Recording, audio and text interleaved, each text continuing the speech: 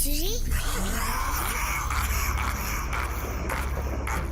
You will never be alone.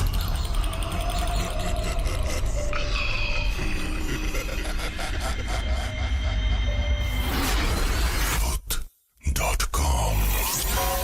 The fear returns with Russell. Welcome back. আপনাদের সবাইকে স্বাগত জানাচ্ছি আরজে রাসেল ভূত.com ইউটিউব চ্যানেলে। আমি রাসেল আছি সাথে।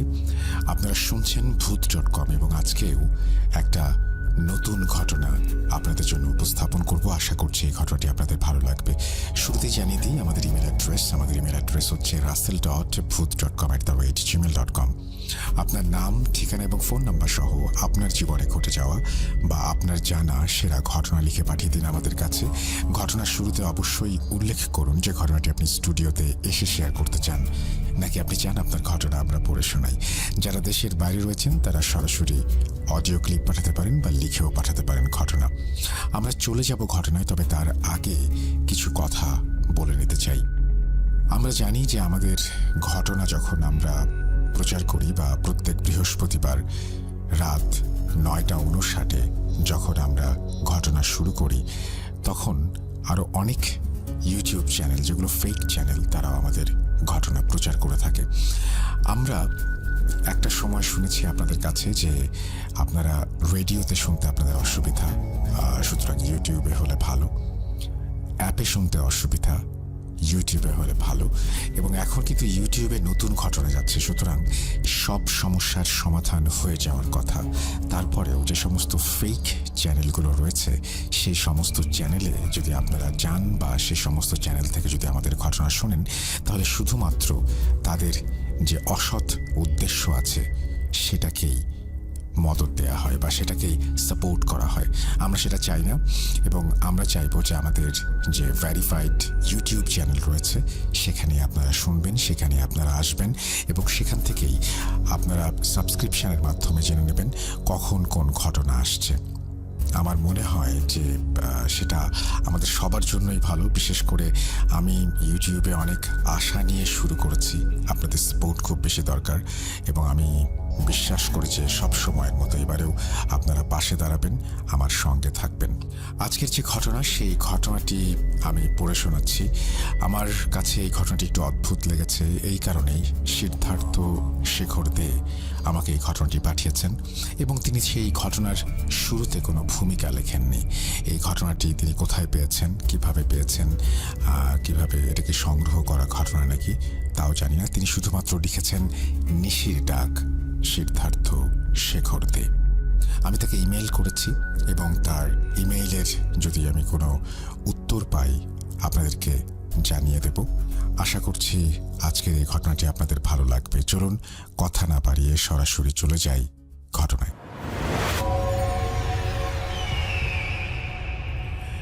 গণিতের সরলগুলো শেষ করে চয়ন ঘড়ির দিকে তাকালো, দেখল সন্ধ্যা 7টা বাজে। এতক্ষণে তো তার বন্ধু সোহমের এসে যাওয়ার কথা, তাকে ডাকতে খেলার জন্য। হ্যাঁ, আজ 1 মাস হলো সে তার বন্ধুদের সাথে রাতের বেলা লুকোচুরি খেলতে যাচ্ছে, আর এই 1 সপ্তাহ হলো সে তার নতুন সাইকেলটা নিয়ে যাচ্ছে খেলতে।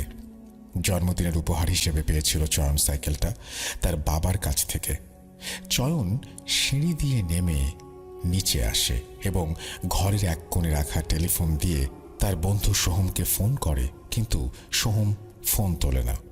শেষে হতাশ হয়ে টিভিটার দিকে পা বাড়াতে যাবে, তখনই হঠাৎ কলিং বেলের শব্দে থমকে দাঁড়ায় সে এবং ছুটে যায় দরজার দিকে। দরজা খোলে। চয়ন বলছে, আরে আরে সোহম, এত দেরি হলো কেন আসতে? শিলফুল গাছটির নিচে মাথা নিচু করে দাঁড়িয়ে সোহম বলল, আজ আমি একটা নতুন জায়গা খুঁজতে গিয়েছিলাম খেলার জন্য। আগের ওই ছোট্ট জায়গাটায় কারা যেন বাড়ি করেছে, লোকগুলো ওদিকে কাউকে যেতে দিচ্ছে না। যাই হোক, আজ একটা জায়গা পেলাম, বিশাল জায়গা, ওদেরকেও নিয়ে গেছি, ওরা ওখানে খেলছে। এখন আমি তোকে ডাকতে এলাম, যাবি তো? চল। হ্যাঁ, আমি যাব, দাঁড়া একটু সাইকেলটা নিয়ে আসি। বাড়ির ভেতর থেকে সাইকেলটা বের করলো চয়ন। সোহম এখনো মাথা নিচু করে দাঁড়িয়ে রয়েছে সাইকেল নিয়ে। অন্যদিনের চেয়ে সোহমকে একটু আলাদা লাগছে, কেমন যেন অদ্ভুত রকম চুপচাপ হয়ে রয়েছে। যাই হোক, চল যাই। সাইকেল ঘুরিয়ে পেছনের রাস্তা ধরে। এই দিক দিয়ে যেতে হবে, শর্টকাট। বলছি সোহম, তোর বাড়ির কাজ শেষ সরলগুলো? সোহম উত্তর দিল না। একটু এগোতেই চারিদিক অন্ধকার, এদিকে লোডশেডিং সম্ভবত। এই কিছুক্ষণ আগেই বৃষ্টি হচ্ছিল, তাই এখনো রাস্তার মাঝে গর্তে জল জমে আছে। রাস্তার পাশের বাড়িগুলোর দালানে হ্যারিকেনের আলোয় চলছে আড্ডা আর চা খাওয়া। রাস্তার সামনে থেকে একটা আগুনের ফুলকি আসছিল, সেটা যে ঘটি গরমওয়ালার ঝুড়িতে রাখা ল্যাম্পটি সেটা বুঝতে অসুবিধা হলো না। একটু দূরে মন্দিরে সন্ধ্যার আরতি শুরু হয়ে গেছে। বাইরের বটগাছের শিকড়ের আড়াল থেকে মন্দিরের ভেতরের প্রদীপটার আলো দেখতে পেল চয়ন। সাইকেল থেকেই প্রণাম করল সে। সোহম একটা অন্ধকার গলির সামনে দাঁড়িয়ে বলল, এখান থেকে সোজা চলে যেতে হবে। এই বলে চলে গেল। চয়নও তাই করল। ঢালু গড়ান রাস্তা, রাস্তার ধারে ধারে জল জমে রয়েছে। তার পাশে পুকুর, ঝিঝি পোকা আর ব্যাঙের কোলাহল শোনা যায়। দু এক সময় মাছের জল ঝাপটানোর শব্দ শোনা যায়। পুকুর পেরিয়ে এলে একটু দূরে একটা চার্চ দেখা যায়। চার্চের মাথায় থাকা ক্রসটা অন্ধকারে ভালোই দৃশ্যমান। সোজা গিয়ে ডান দিকে গেলে ইটের রাস্তা, তার পাশের ঝোপঝাড়ে অন্ধকারটা বেশ জমাট বেঁধেছে। রাস্তার আশেপাশে অসংখ্য নাম না জানা গাছ, আর তারই মধ্য থেকে হঠাৎ একদল বাদুড় উড়ে গেল চয়নের মাথার ওপর দিয়ে। আর একটু হলে চিৎকার করে উঠত চয়ন। যাই হোক, রাস্তার ধারের প্রকাণ্ড গাছগুলোর পাতায় থাকা জলের ফোঁটাগুলো হাওয়ার দাপটে তাদের গায়ে পড়তে থাকে। বৃষ্টি পড়ছে নাকি সোহম? না, গাছের জল।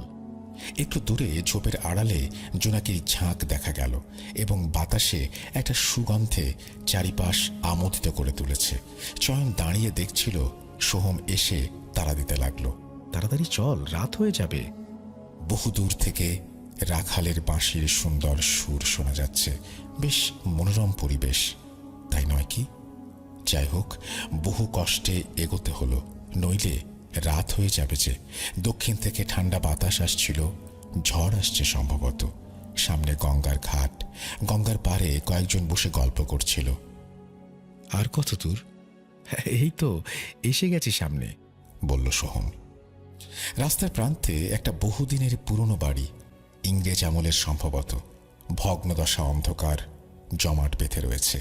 বাড়িটার পাশ কাটিয়ে সোজা রাস্তা, এবার পিচের রাস্তা, শুধুই নামেই রাস্তা। ভগ্নদশা, আর মাঝে মধ্যে বড় গর্ত, তাতে বৃষ্টির জলে ভর্তি।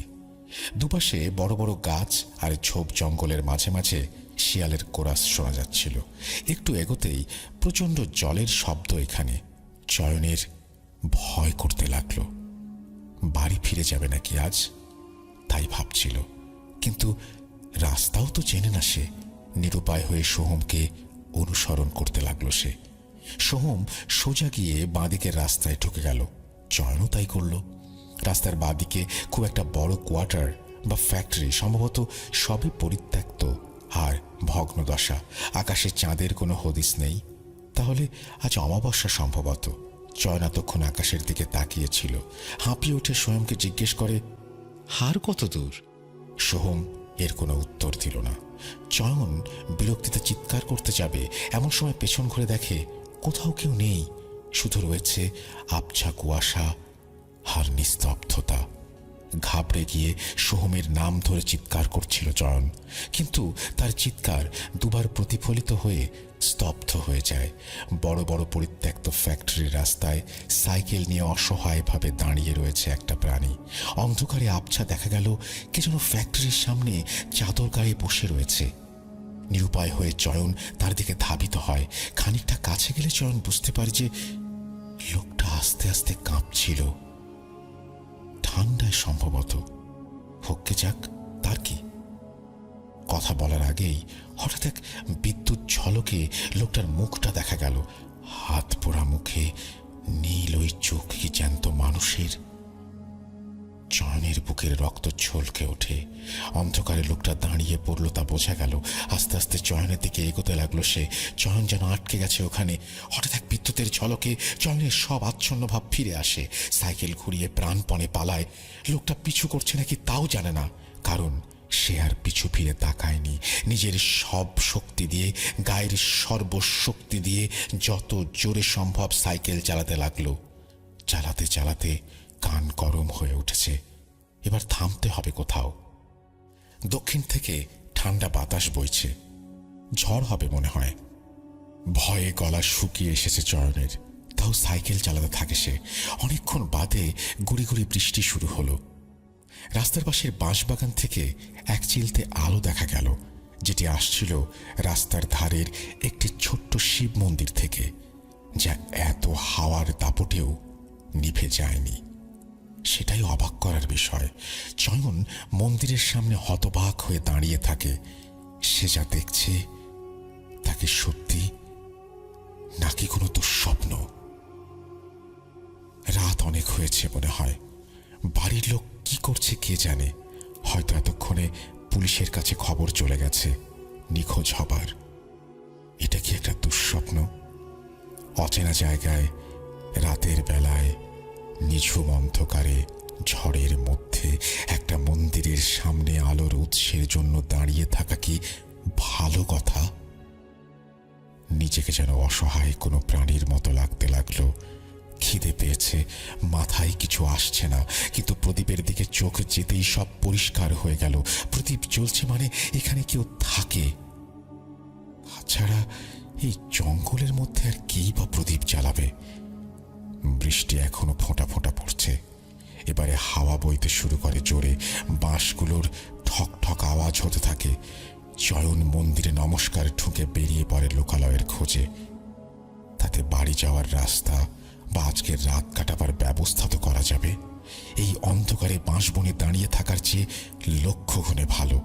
মাথার উপর দিয়ে একটা পেঁচা ডাক দিয়ে চলে গেল। গাটা কেমন ছমছম করে উঠল। রাস্তা ফাঁকা, হালকা বৃষ্টি পড়ছে, চারিদিক নিঝুম অন্ধকার, কিন্তু এর মধ্য থেকেও শেয়ালের কোরাস শোনা যাচ্ছিল। কিন্তু মাঝে মাঝে মনে হচ্ছিল যে সেই লোকটা এখনো তাকে অনুসরণ করে যাচ্ছে। কিন্তু সে পেছন ফিরে তাকায়নি। একটু দূরে যেতেই বাঁশবনের ফাঁক দিয়ে এক টুকরো হলুদ আলো দেখে যেন জীবন ফিরে পেল সে। অন্ধকারে আর কোনো কিছু না ভেবে সোজা আলোর উৎসের দিকে ধাবিত হলো। বাঁশবনের মধ্যে দিয়ে সরু কাঁচা রাস্তা দেখে মনে হলো যেন বহুদিন এখানে কোনো মানুষের পা পড়েনি, শুধু বাদুর আর চামচিকের আনাগোনা। অনেকক্ষণ হাঁটার পর একটা কুড়ে ঘর দেখা গেল। দালান রাখা হারিকেনটাই সেই হলুদ আলোর উৎস। ঘরের ছাউনি, ঘরের বাইরে হারিকেন জ্বলা সত্ত্বেও ঘরের ভেতর গাঢ় অন্ধকার যেন জমাট বেঁধে রয়েছে। ঘরটার পাশে একটা পুকুর, পুকুরে পানা ভর্তি আর মাছের আষ্টে গন্ধ। চয়ন বাড়ির সামনে গিয়ে ডাকতে লাগলো। শূন্যতা ছাড়া আর কেউ সাড়া দিল না। কোথাও কেউ নেই। চয়ন কেউ নেই দেখে সাইকেলটা একপাশে রেখে দালানে গিয়ে বসে। এতক্ষণে বাইরে হালকা বৃষ্টির সঙ্গে ঠান্ডা বাতাস বইছে। সামনের ঝোপে একদল জোনাকি হালকা সবুজ রং ছড়িয়ে আছে। ঝিঝি পোকার কোলাহল শোনা যাচ্ছে। হ্যারিকেনের আবছা আলোয় আশেপাশের পরিবেশটা বেশ ভালোই লাগছিল চয়নের। মনে পড়ছিল সেই ছোটবেলায় ঝড় বৃষ্টির সময় লোডশেডিং হলে হ্যারিকেনের মৃদু আলোয় জানালার পাশে বসে থেকে ঠান্ডা বাতাস উপভোগ করার দিনগুলো। তার মা তার কাছে ভূতের গল্প শোনাতো। সত্যি অনেক বছর পর এই কথাগুলো মনে পড়ল চয়নের।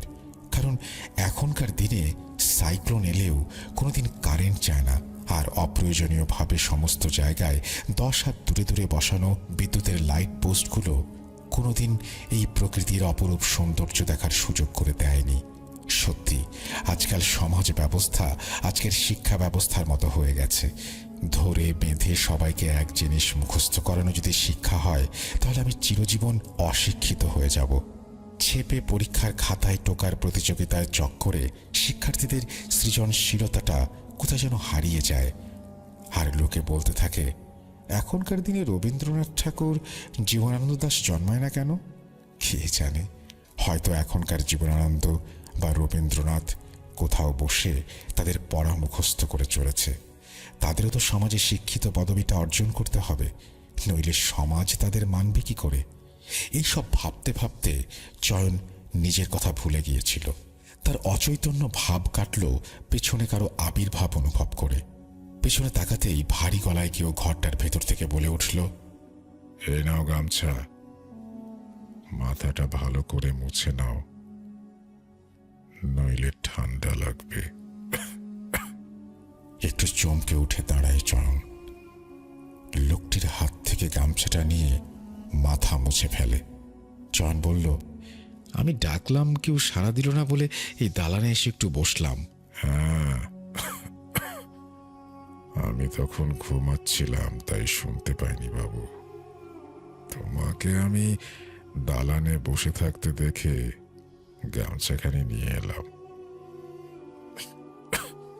আচ্ছা, আগে ভেতরে এসো, তারপর কথা হবে ক্ষণ।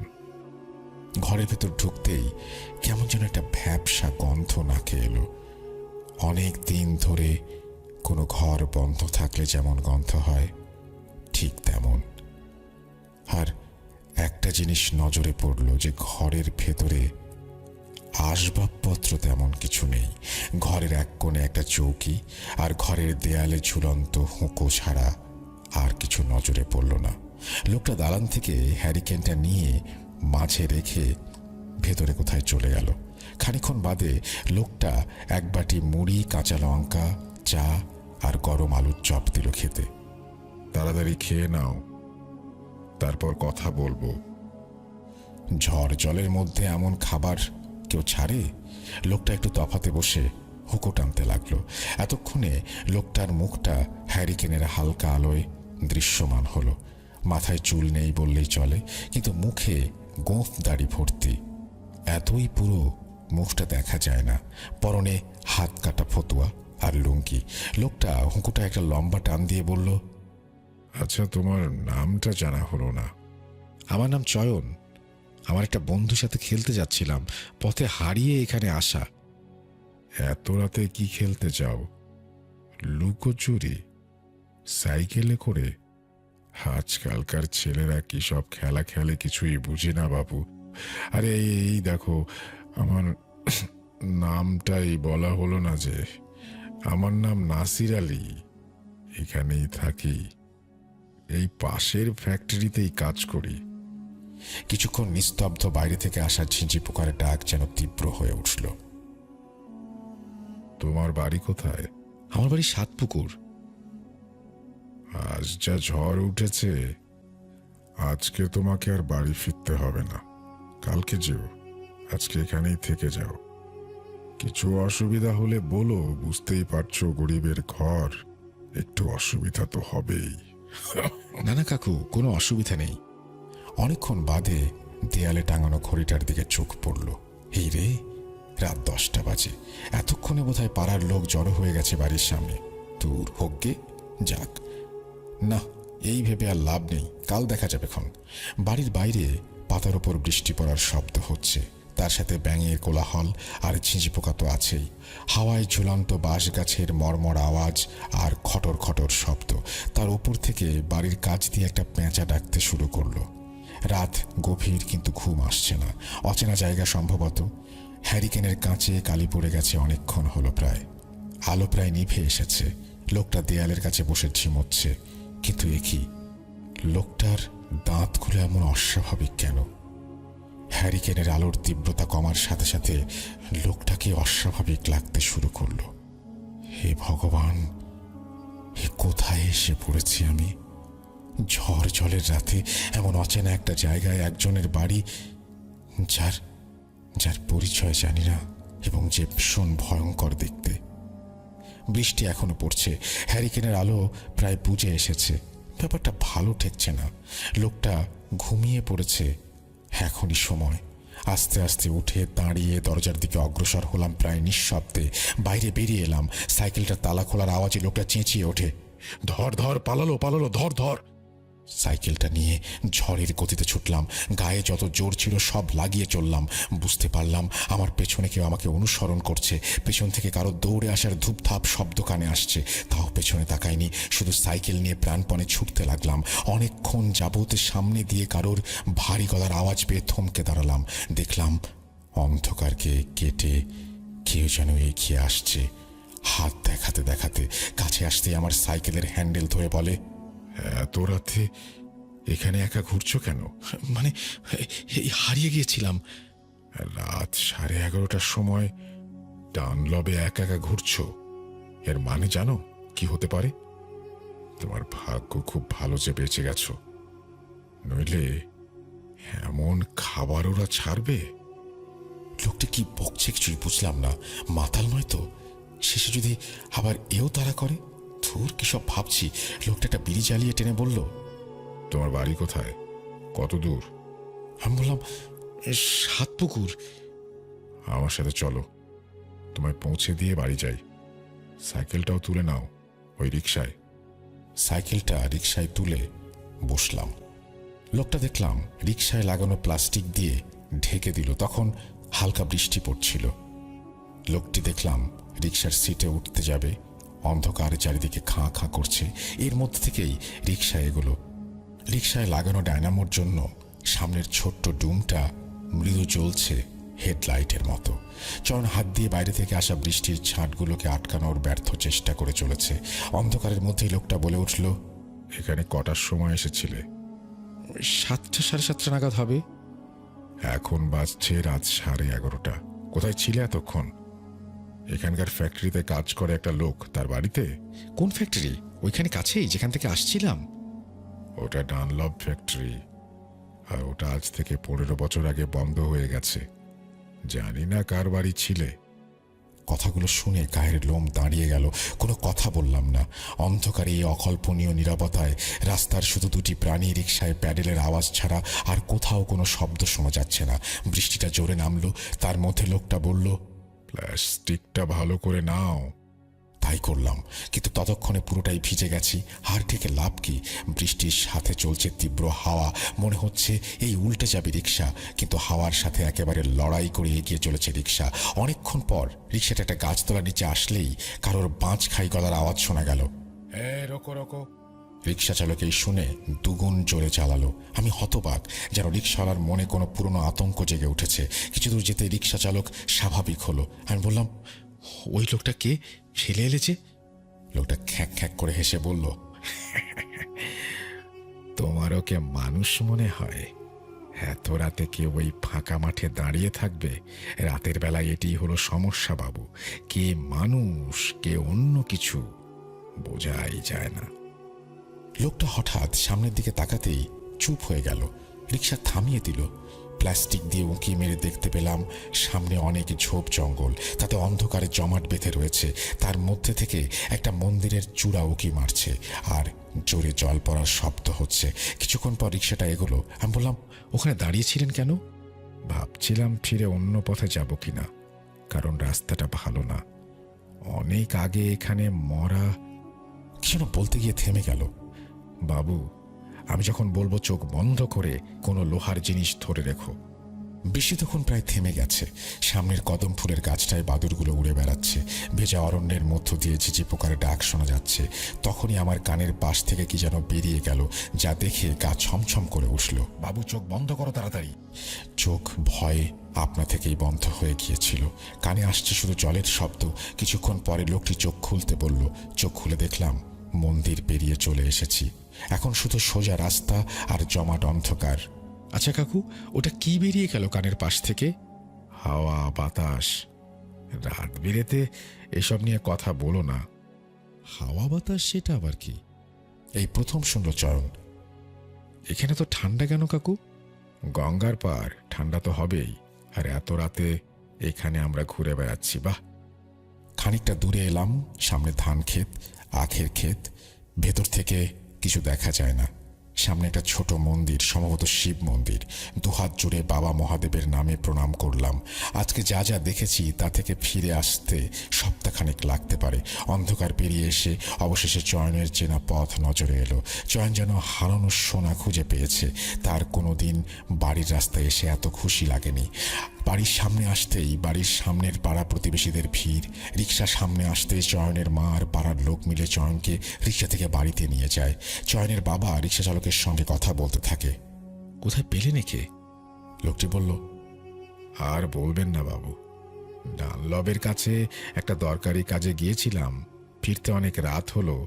আসার সময় দেখি কে যেন অন্ধকারে সাইকেল চালাচ্ছে। এত রাতে ডানলব থেকে ফিরছিলাম বাবু। জিজ্ঞাসা করলে বলল হারিয়ে গিয়েছিল। কোথায় ছিলে জিজ্ঞেস করলে বলল ফ্যাক্টরিতে কাজ করে এক লোকের বাড়িতে। এখন আপনি বলুন, ডানলব ফ্যাক্টরি কত বছর আগে বন্ধ হয়ে গেছে। আমি জানি না কোথায় ছিল বাবু। সব শুনে মাথায় হাত পড়ল চয়নের বাবার। লোকটির ভাড়া মিটিয়ে দিয়ে বাড়িতে ঢুকলেন। প্রতিবেশীরাও তখন যে যার বাড়িতে চলে গেছে। চয়নের বাবা বললেন, কোথায় ছিলে এতক্ষণ? খেলতে গিয়েছিলাম। সোহম ডাকতে এসেছিল, একসাথে গিয়েছিলাম অনেকটা দূরে। তারপর ও কোথায় চলে গেল, আমি হারিয়ে গিয়েছিলাম। সব শুনে চয়ন বাবা বলল, আচ্ছা দাঁড়াও, বলে ঘরের কোণে রাখা টেলিফোনের দিকে ধাবিত হলো। কিছুক্ষণ পর ফিরে এসে বললেন, সোহমের আজ বিকেল থেকে জ্বর, ও কোথাও বেরোয়নি আজ। সেদিন অনেক ঝামেলার পর চয়নের রাতের বেলা কোথাও যাওয়া বন্ধ হয়ে গেল। আর বন্ধ না হলেও রাতের বেলা বেরোনোর সাহস তার চিরদিনের জন্য হারিয়ে গিয়েছিল। এই ছিল ঘটনা। আমি জানি না কেমন লাগলো। কোনো ভূমিকাই তিনি লেখেননি, ঠিক যেভাবে লিখেছেন আমি সেভাবেই পড়ে শোনালাম। এখন ভালো মন্দ বিশ্বাস করা বা না করা এটা সম্পূর্ণ আপনাদের ওপর, আপনাদের ব্যাপার। যাই হোক, আমরা চলে যাব আমাদের পরবর্তী ঘটনায়। অবশ্যই পরবর্তী যে ঘটনাটি, সেই ঘটনাটি এমন ঘটনা যে ঘটনাটি আপনাদের কাছে অনেক বেশি জনপ্রিয় একটি ঘটনা, যেটা হয়তো স্বাধীন মিউজিক অ্যাপে বা অন্য কোথাও প্রচারিত হয়েছিল, আপনারা শুনেছেন বা শোনেননি, বা আবারও হয়তো শুনতে চান। চলুন কথা না বাড়িয়ে চলে যাই সেই ঘটনায়। তার আগে আমি বিদায় নিচ্ছি। আল্লাহ হাফেজ।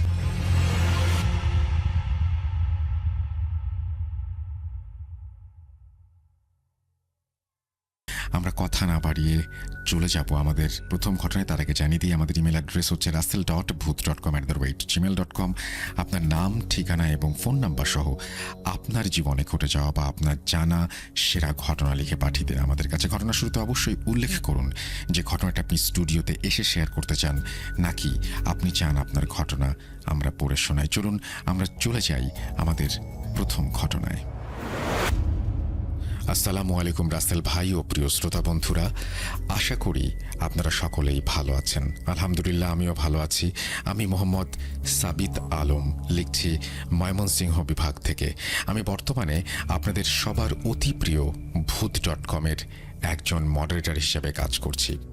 আজ আমি আপনাদের মাঝে ফিরে এসেছি নতুন কিছু নিয়ে। আপনাদের সবার ভালোবাসা পেয়ে মিরাজ ভাইয়ের কালো অধ্যায়ের পর এবার মোয়াজ্জেম হুজুরের জবানে নতুন অধ্যায় ঘটনাটি নিয়ে ফিরে এসেছি আপনাদের সামনে। শুরুতেই বলে রাখি, এটি একটি বড় ঘটনা, সুতরাং যারা বড় ঘটনা শুনতে চান না তাদের নিকট আমি ক্ষমা প্রার্থনা করছি। আজকের ঘটনাটি আমি কার কাছ থেকে শুনেছি নিশ্চয়ই বুঝতে পেরেছেন আপনারা। তাহলে চলুন শুনে আসি কিভাবে ঘটনাটি আমি আমার ঝুলিতে সংগ্রহ করলাম।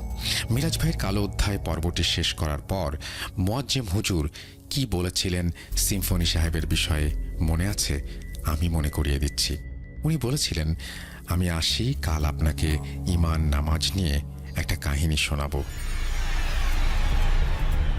এরপর মোয়াজ্জেম হুজুর আমাকে বলেছিলেন, আসসালামু আলাইকুম ভাই, শুনবেন সিম্ফনির বলা সেই নতুন অধ্যায়, যে অধ্যায়ে একজন নির্দয় জিন ধর্মান্তরিত হয়ে মুসলিম হতে বাধ্য হয়েছিল, কেঁদেছিল। জি হ্যাঁ লিসেনার্স, আমি এক জিনের মুসলিম হবার ঘটনাটি নিয়ে আপনাদের সামনে ফিরে এসেছি। বলছেন মোয়াজ্জেম হুজুর,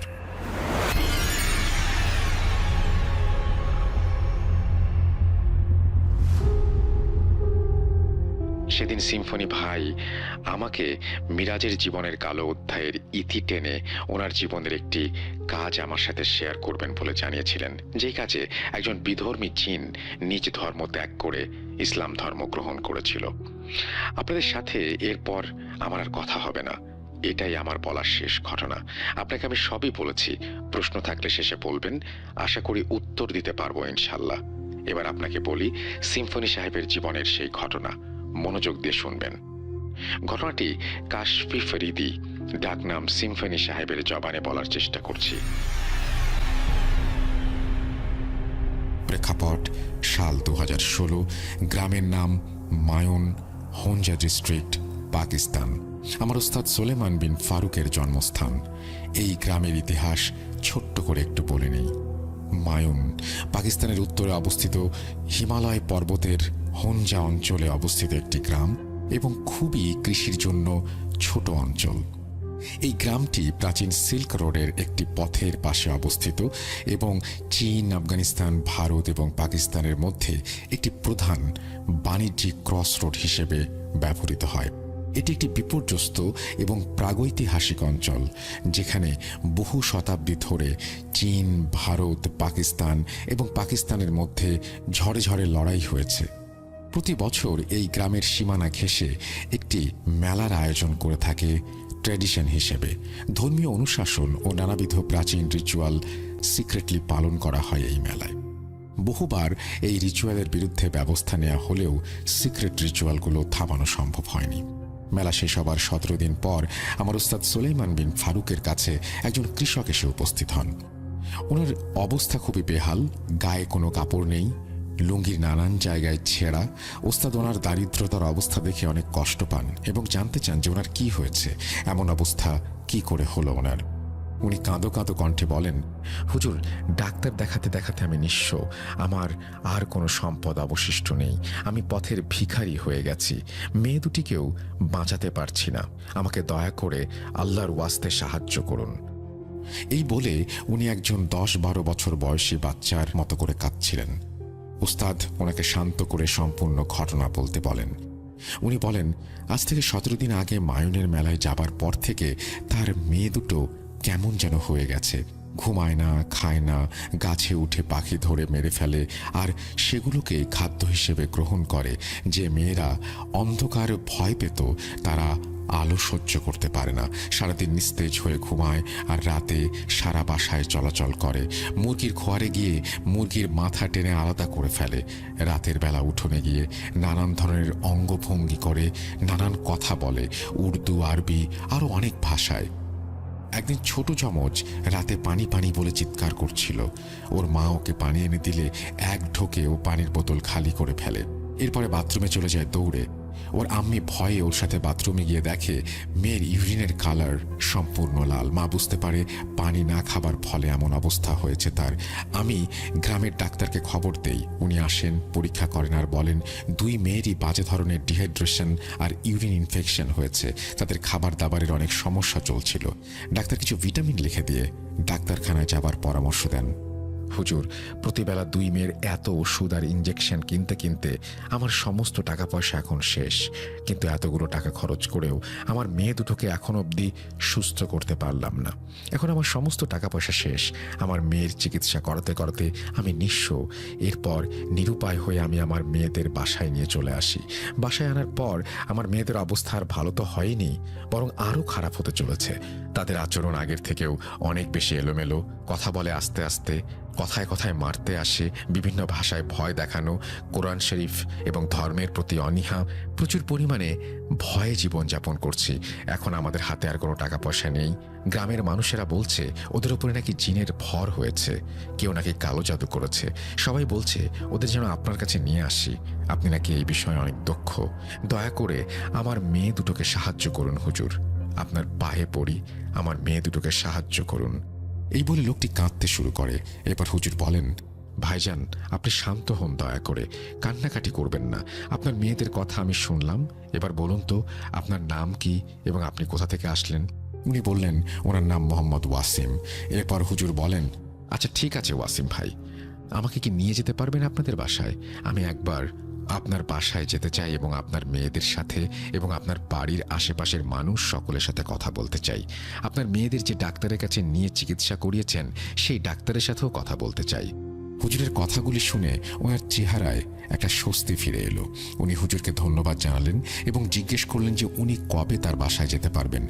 হুজুর ওনাকে জানান আগামীকাল যাবেন। ওয়াসিম সাহেব আল্লাহর কাছে হুজুরের জন্য দোয়া করলেন এবং বিদায় নিয়ে চলে আসলেন। পরদিন সকালে ওস্তাদ মেলা কমিটির সদস্যবৃন্দের সাথে কথা বলতে গেলেন এটা জানতে যে মেলায় কোনো সিক্রেট রিচুয়াল করা হয়েছিল কিনা। যথারীতি তারা সকলে এই বিষয়টিকে একেবারে বাতাসে উড়িয়ে দিলেন আর ওস্তাদকে সেখান থেকে চলে যেতে বললেন। ওস্তাদ আবার বাসায় না গিয়ে ওয়াসিম সাহেবের বাড়ি গেলেন আসরের একটু আগে। সেখানে গিয়ে উনি নিজের মতো করে একটা ইনভেস্টিগেশন করলেন এবং ওয়াসিম সাহেবের বাসায় আশেপাশের মানুষের সাথে কথা বললেন। ভাই, বর্তমান সময়ে এই ইনভেস্টিগেশনকে আমরা ডকুমেন্টারি বলে থাকি। ওস্তাদ ওয়াসিম সাহেবের প্রতিবেশী হাসমত সাহেবের বাসা থেকে ওনার ইনভেস্টিগেশন শুরু হয়। হাসমত সাহেবের বাসার দরজায় নক করলে হাসমত সাহেব বেরিয়ে এসে তাকে সালাম দেন এবং তাদের সাথে কথাবার্তা হয়। হাসমত মিয়া, ওয়াসিম সাহেবের মেয়েদের যে সমস্যা জানেন? হাসমত সাহেব বলেন, জি হুজুর জানি। বলেন তো একটু। সাহেব, মেলার দিন রাত 8টায় ওয়াসিম ভাইয়ের বাসা থেকে চিৎকারের শব্দ শুনতে পাই আমরা। ওনার বাসায় গিয়ে বিষয়ে জানতে চাইলে উনি বলেন যে এমন কোনো চিৎকার ওনারা নাকি শোনেননি। আমরা চলে আসি কথা শেষ করে। 10টার দিকে আমরা খেতে বসি। জানালার সামনে হালকা আলোয় হঠাৎ দেখি ওয়াসিম ভাইয়ের এক মেয়ে এসে আমাদের জানালার সামনে দাঁড়িয়ে। আমরা কিছুটা অবাক হই আর ওকে আমাদের বাসায় আজ রাতে খাবারের দাওয়াত দেই। হঠাৎ মেয়েটা বলে, কিরে হাসমত, আজ না তোর বাবার মৃত্যুবার্ষিকী? ছি ছি ছি ছি ছি, জাহান্নামী বাপকে রেখে এখানে গরুর মাংস খাচ্ছিস। তোর বাবার কি অবস্থা, আয় তোকে দেখাই। আমি বেয়াদব বললে চিৎকার করে ওয়াসিম ভাইয়ের কাছে মেয়েটাকে নিয়ে নালিশ জানাই। মেয়েটা ওয়াসিম ভাইকে বলে, ওয়াসিম, হাসমতের বাবা জাহান্নামে আর এই শয়তান আজকে গরুর মাংস খাচ্ছে। আর এভাবে কেউ খায়? তেল মশলা দিয়ে পুড়িয়ে, ছি ছি ছি ছি। এই বলে মেয়েটা দৌড়ে পালিয়ে যায়। ওয়াসিম ভাই আমাকে জানায় মেলা থেকে ফিরে আসার পরেই নাকি তার মেয়ের এই অবস্থা। এর পরদিন থেকে ওদের বাসা থেকে রাত বিরাতে চিৎকার আর নানান রকমের কবিতা পড়ার মতন অনেক কিছু শোনা যায়। ভাষাটা উর্দু না, আরবি হতে পারে, নাও পারে, তবে আরবি না হবার সম্ভাবনাই বেশি। আস্তে আস্তে দুজনেই এরকম আচরণ করতে শুরু করে। ভয় লাগে রাতে দরজা খুলতে। মেয়েদের ডাক্তারখানাতেও নিয়েছিল। গরিবের চাষা বেচারা। আমি নিজে 5,000 রুপির মতো ওকে ধার দিয়েছিলাম। হুজুর, বেচারা বড় কষ্টে আছে, ওকে সাহায্য করুন। ওস্তাদ ওনার কথা শুনে বাসা থেকে বের হয়ে গেলেন। মাগরিবের নামাজ পড়ে ওয়াসিম ভাইয়ের বাসায় পা রাখলেন এবং তিনি তারপরে আয়াতুল হারক পড়া শুরু করলেন। একটু বলে রাখি আয়াতুল হারক আসলে কি। আয়াতুল হারক অর্থাৎ কুরআনুল কারীমের জাহান্নাম ও আযাব সংক্রান্ত আয়াতসমূহ। তারপরে রুকাইয়া করলেন। রুকাইয়া করার মাঝে সাধারণত এই সমস্ত আয়াত পড়তে হয়। এছাড়া হয়তো আরও বিবিধ ব্যবহার রয়েছে, আল্লাহ ভালো জানেন। পড়ার সময় আপনি নিয়ত করবেন কেন পড়ছেন, এরপর তেলাওয়াত শুরু করবেন, তাহলেই উপকার হবে ইনশাল্লাহ। আমি কাশফি ফরিদি সিম্ফনি একটি রুকাইয়া পরিচালনা করেছিলাম। রুকাইয়া করার সময় আমার মোবাইলে একটা ফোন আসে, কিন্তু আমি তখন ব্যস্ত, তাই ফোন ধরিনি। একজন মাঝ বয়স্ক যুবকের রুকাইয়া করছিলাম যে কিনা আশেক জিনের শিকলে বন্দী ছিল। আল্লাহর দয়া নাকি সেই জিন দুর্বল জানি না। আয়াতুল হারক পড়া শেষ করার আগেই সেই শয়তান যুবকের দেহ ত্যাগ করতে বাধ্য হয়। ওনারা আমাকে অনেক রুপি ইনামই দিতে চেয়েছিলেন, কিন্তু আমি একটা রুপিও নেইনি। শুধু একটু পানি চেয়েছিলাম খাবার জন্য। পানি খেয়ে আমি বসে ওনাদের বাসায়। যুবক সুস্থ হয়েছে নিশ্চিত হয়ে কিছু তদবির দিয়ে আমি ওনাদের বাসা থেকে বের হয়ে আসি। বাসা থেকে বের হয়ে মোবাইল হাতে নিয়ে দেখি আমার উস্তাদ আমাকে ফোন করেছিলেন। আমি কল ব্যাক করতেই উনি কল ধরলেন। সিম্ফনি, মায়নগ্রাম চিনিস না? আমি হ্যাঁ বলার পর উনি আমাকে বললেন, অতি সত্বর চলে আয়। এই বলে উনি কল ডিসকানেক্ট করে দিলেন। আমি সেই রাতে বাড়িতে গিয়ে খানা পিনা করে আমার মতো শুয়ে পড়ি। ভোরবেলা উঠে তাহাজ্জুদ পড়ছিলাম, কিন্তু আমার ধ্যান নামাজ থেকে উঠে যাচ্ছিল বারবার। আমি সূরা ফাতিহাও ভুলে যাচ্ছিলাম। অনেক কষ্টে তাহাজ্জুদ পড়ে আল্লাহর নিকটে ফরিয়াদ জানাই, কেন আমার এমন হলো? আমার নামাজ কি আল্লাহর নিকট প্রিয় না? ইয়া আল্লাহ, আমাকে ক্ষমা করবেন, ফরিয়াদ জানাই। আমি ফজরের নামাজে দাঁড়াতেই আমার ডান কাঁধে কারো নিঃশ্বাস অনুভব করলাম। আমি নামাজ কন্টিনিউ করলাম, সালাম ফেরালাম। বাম কাঁধে সালাম ফেরাতেই কেউ আমাকে বলল, আলস্তা খাফিয়া হাল সালায়াত, অর্থাৎ ভয় পেলি না, নামাজ পড়েই নিলি। আমি আল্লাহর কাছে হাত তুলে দোয়া করে বাসা থেকে বের হলাম মায়ুন গ্রামের উদ্দেশ্যে। গ্রামে পৌঁছাতে পৌঁছাতে রাত প্রায় 9টা বেজে যায়।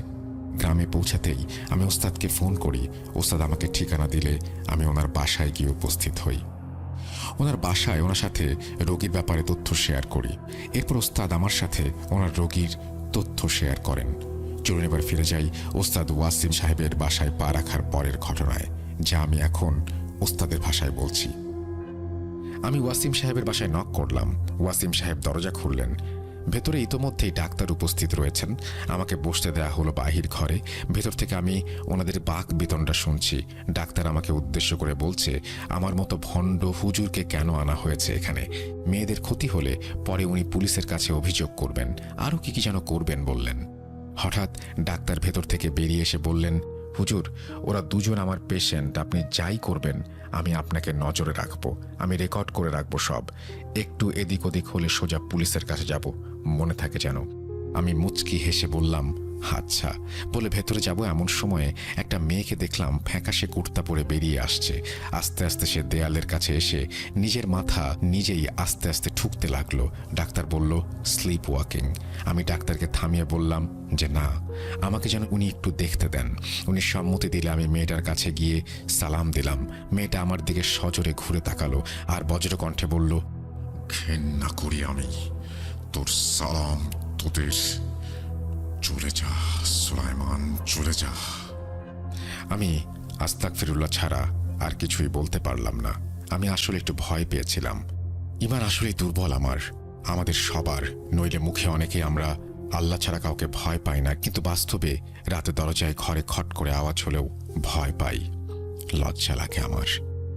ডাক্তার মেয়েটাকে একটা ইঞ্জেকশন দিলে মেয়েটা ডাক্তারকে অকথ্য ভাষায় গালাগাল দিচ্ছিল আর হঠাৎ বলে বসলো ডাক্তারকে, তোর মেয়ের বয়স 3 মাস না? কেমন হবে যদি তার কোনো ক্ষতি হয়? ডাক্তার ভয় পেল। ততক্ষণে ইঞ্জেকশনের প্রভাবে মেয়েটা নিস্তেজ। ডাক্তার আমাকে বলল, হুজুর, আমি খেয়াল করিনি মেয়েটা আপনার নাম কিভাবে জানলো, আর আমার মেয়ের নাম বয়স কিভাবে সম্ভব, আর আপনি সালাম দিলে এমন আচরণই বা কেন করলো? আমি ডাক্তারকে বললাম, ভাই, ধর্ম মানেন? মেয়ের নাম রেখেছেন মরিয়ম, মানে আপনি মুসলমান। আল্লাহকে মানেন, আর শয়তান তাকে মানেন না। ওনার মুখে স্পষ্ট ভয়ের ছাপ দেখতে পেলাম আমি। এরপর আমাকে নিয়ে ওয়াসিম সাহেব ওনাদের মেয়েদের ঘরে চলে গেলেন। আমি দেখলাম ঘরের মেঝেতে 2টা তোশক পাতা, 2 তোশকে 2টা মেয়ে। এক তোশকে থাকা মেয়ের হাত পা বাঁধা, আর এক তোশকে মাত্র ইঞ্জেকশন দেয়া মেয়েটা। একই রকম দেখতে মাশাল্লাহ, জমজোড়া। একজনের নাম ইকরা আর একজনের নাম কিরাত। ইকরা বয়সে বড় কয়েক মিনিটের, আর কিরাত ছোট। ইকরার হাত পা বাঁধা অবস্থায়। আমি ইকরার হাত পা খুলতে বলি ওয়াসিম সাহেবকে। উনি ইকরার বাঁধন খুলে দিলে আমি ইকরার দিকে তাকালে ও উঠে বসলো। শুরুতেই আমাকে বলল, সুলেমান, দেখবি? এই বলে সে তার জিভ বের করলো। আস্তাগফিরুল্লাহ, নাউজুবিল্লাহ। তার জিভে কিছু একটা লেখা। আমি তার কনিষ্ঠাঙ্গুল চেপে ধরি। রুকায়ার আয়াত পড়ে আল্লাহর নামে তাকে বলতে বলি তার নাম কি। সে চিৎকার দিয়ে আমার হাত ছাড়িয়ে রুমের একটা কোনায় গিয়ে বসে পড়ে, এমনভাবে যেন মনে হচ্ছিল শরীরে কেউ আগুন ধরিয়ে দিয়েছে। সে আমাকে বলল আমি কোনোভাবেই নাকি এই 2টি মেয়েকে বাঁচাতে পারবো না। ইফরিত আসবে, ইফরিত ওদের গ্রহণ করবে। এরপর আমি নড়ে চড়ে বসি। ইফরিত? হঠাৎ করে ইফরিত কোথা থেকে এলো? এই কাহিনী বড়ই জটিল। রাত হয়ে গেছে। এরপর সিম্ফনি। আমি তোমাকে ফোন করি কারণ ওদের চেহারায় আমি যে ছাপ দেখেছি সেটা আমি আগে কখনো দেখিনি। ভয় পাচ্ছি রে বাবা, তুমি আমার সাথে থাকো এই কাজে, কেমন? ওস্তাদের কথা শুনে আমি বললাম, জি ওস্তাদ, থাকবো বলেই তো এসেছি। এরপর সেদিনের মতো আমি আর ওস্তাদ ঘুমিয়ে পড়লাম। পরদিন সকাল শুরু হলো নতুন এক আশা নিয়ে। আমি ওস্তাদ সকাল সকাল চলে যাই ওয়াসিম ফাইজানের বাসায় ইকরা আর কিরাতকে দেখার জন্য। প্রথমবারের মতো ইকরা আর কিরাতকে দেখতে এসেছি আমি।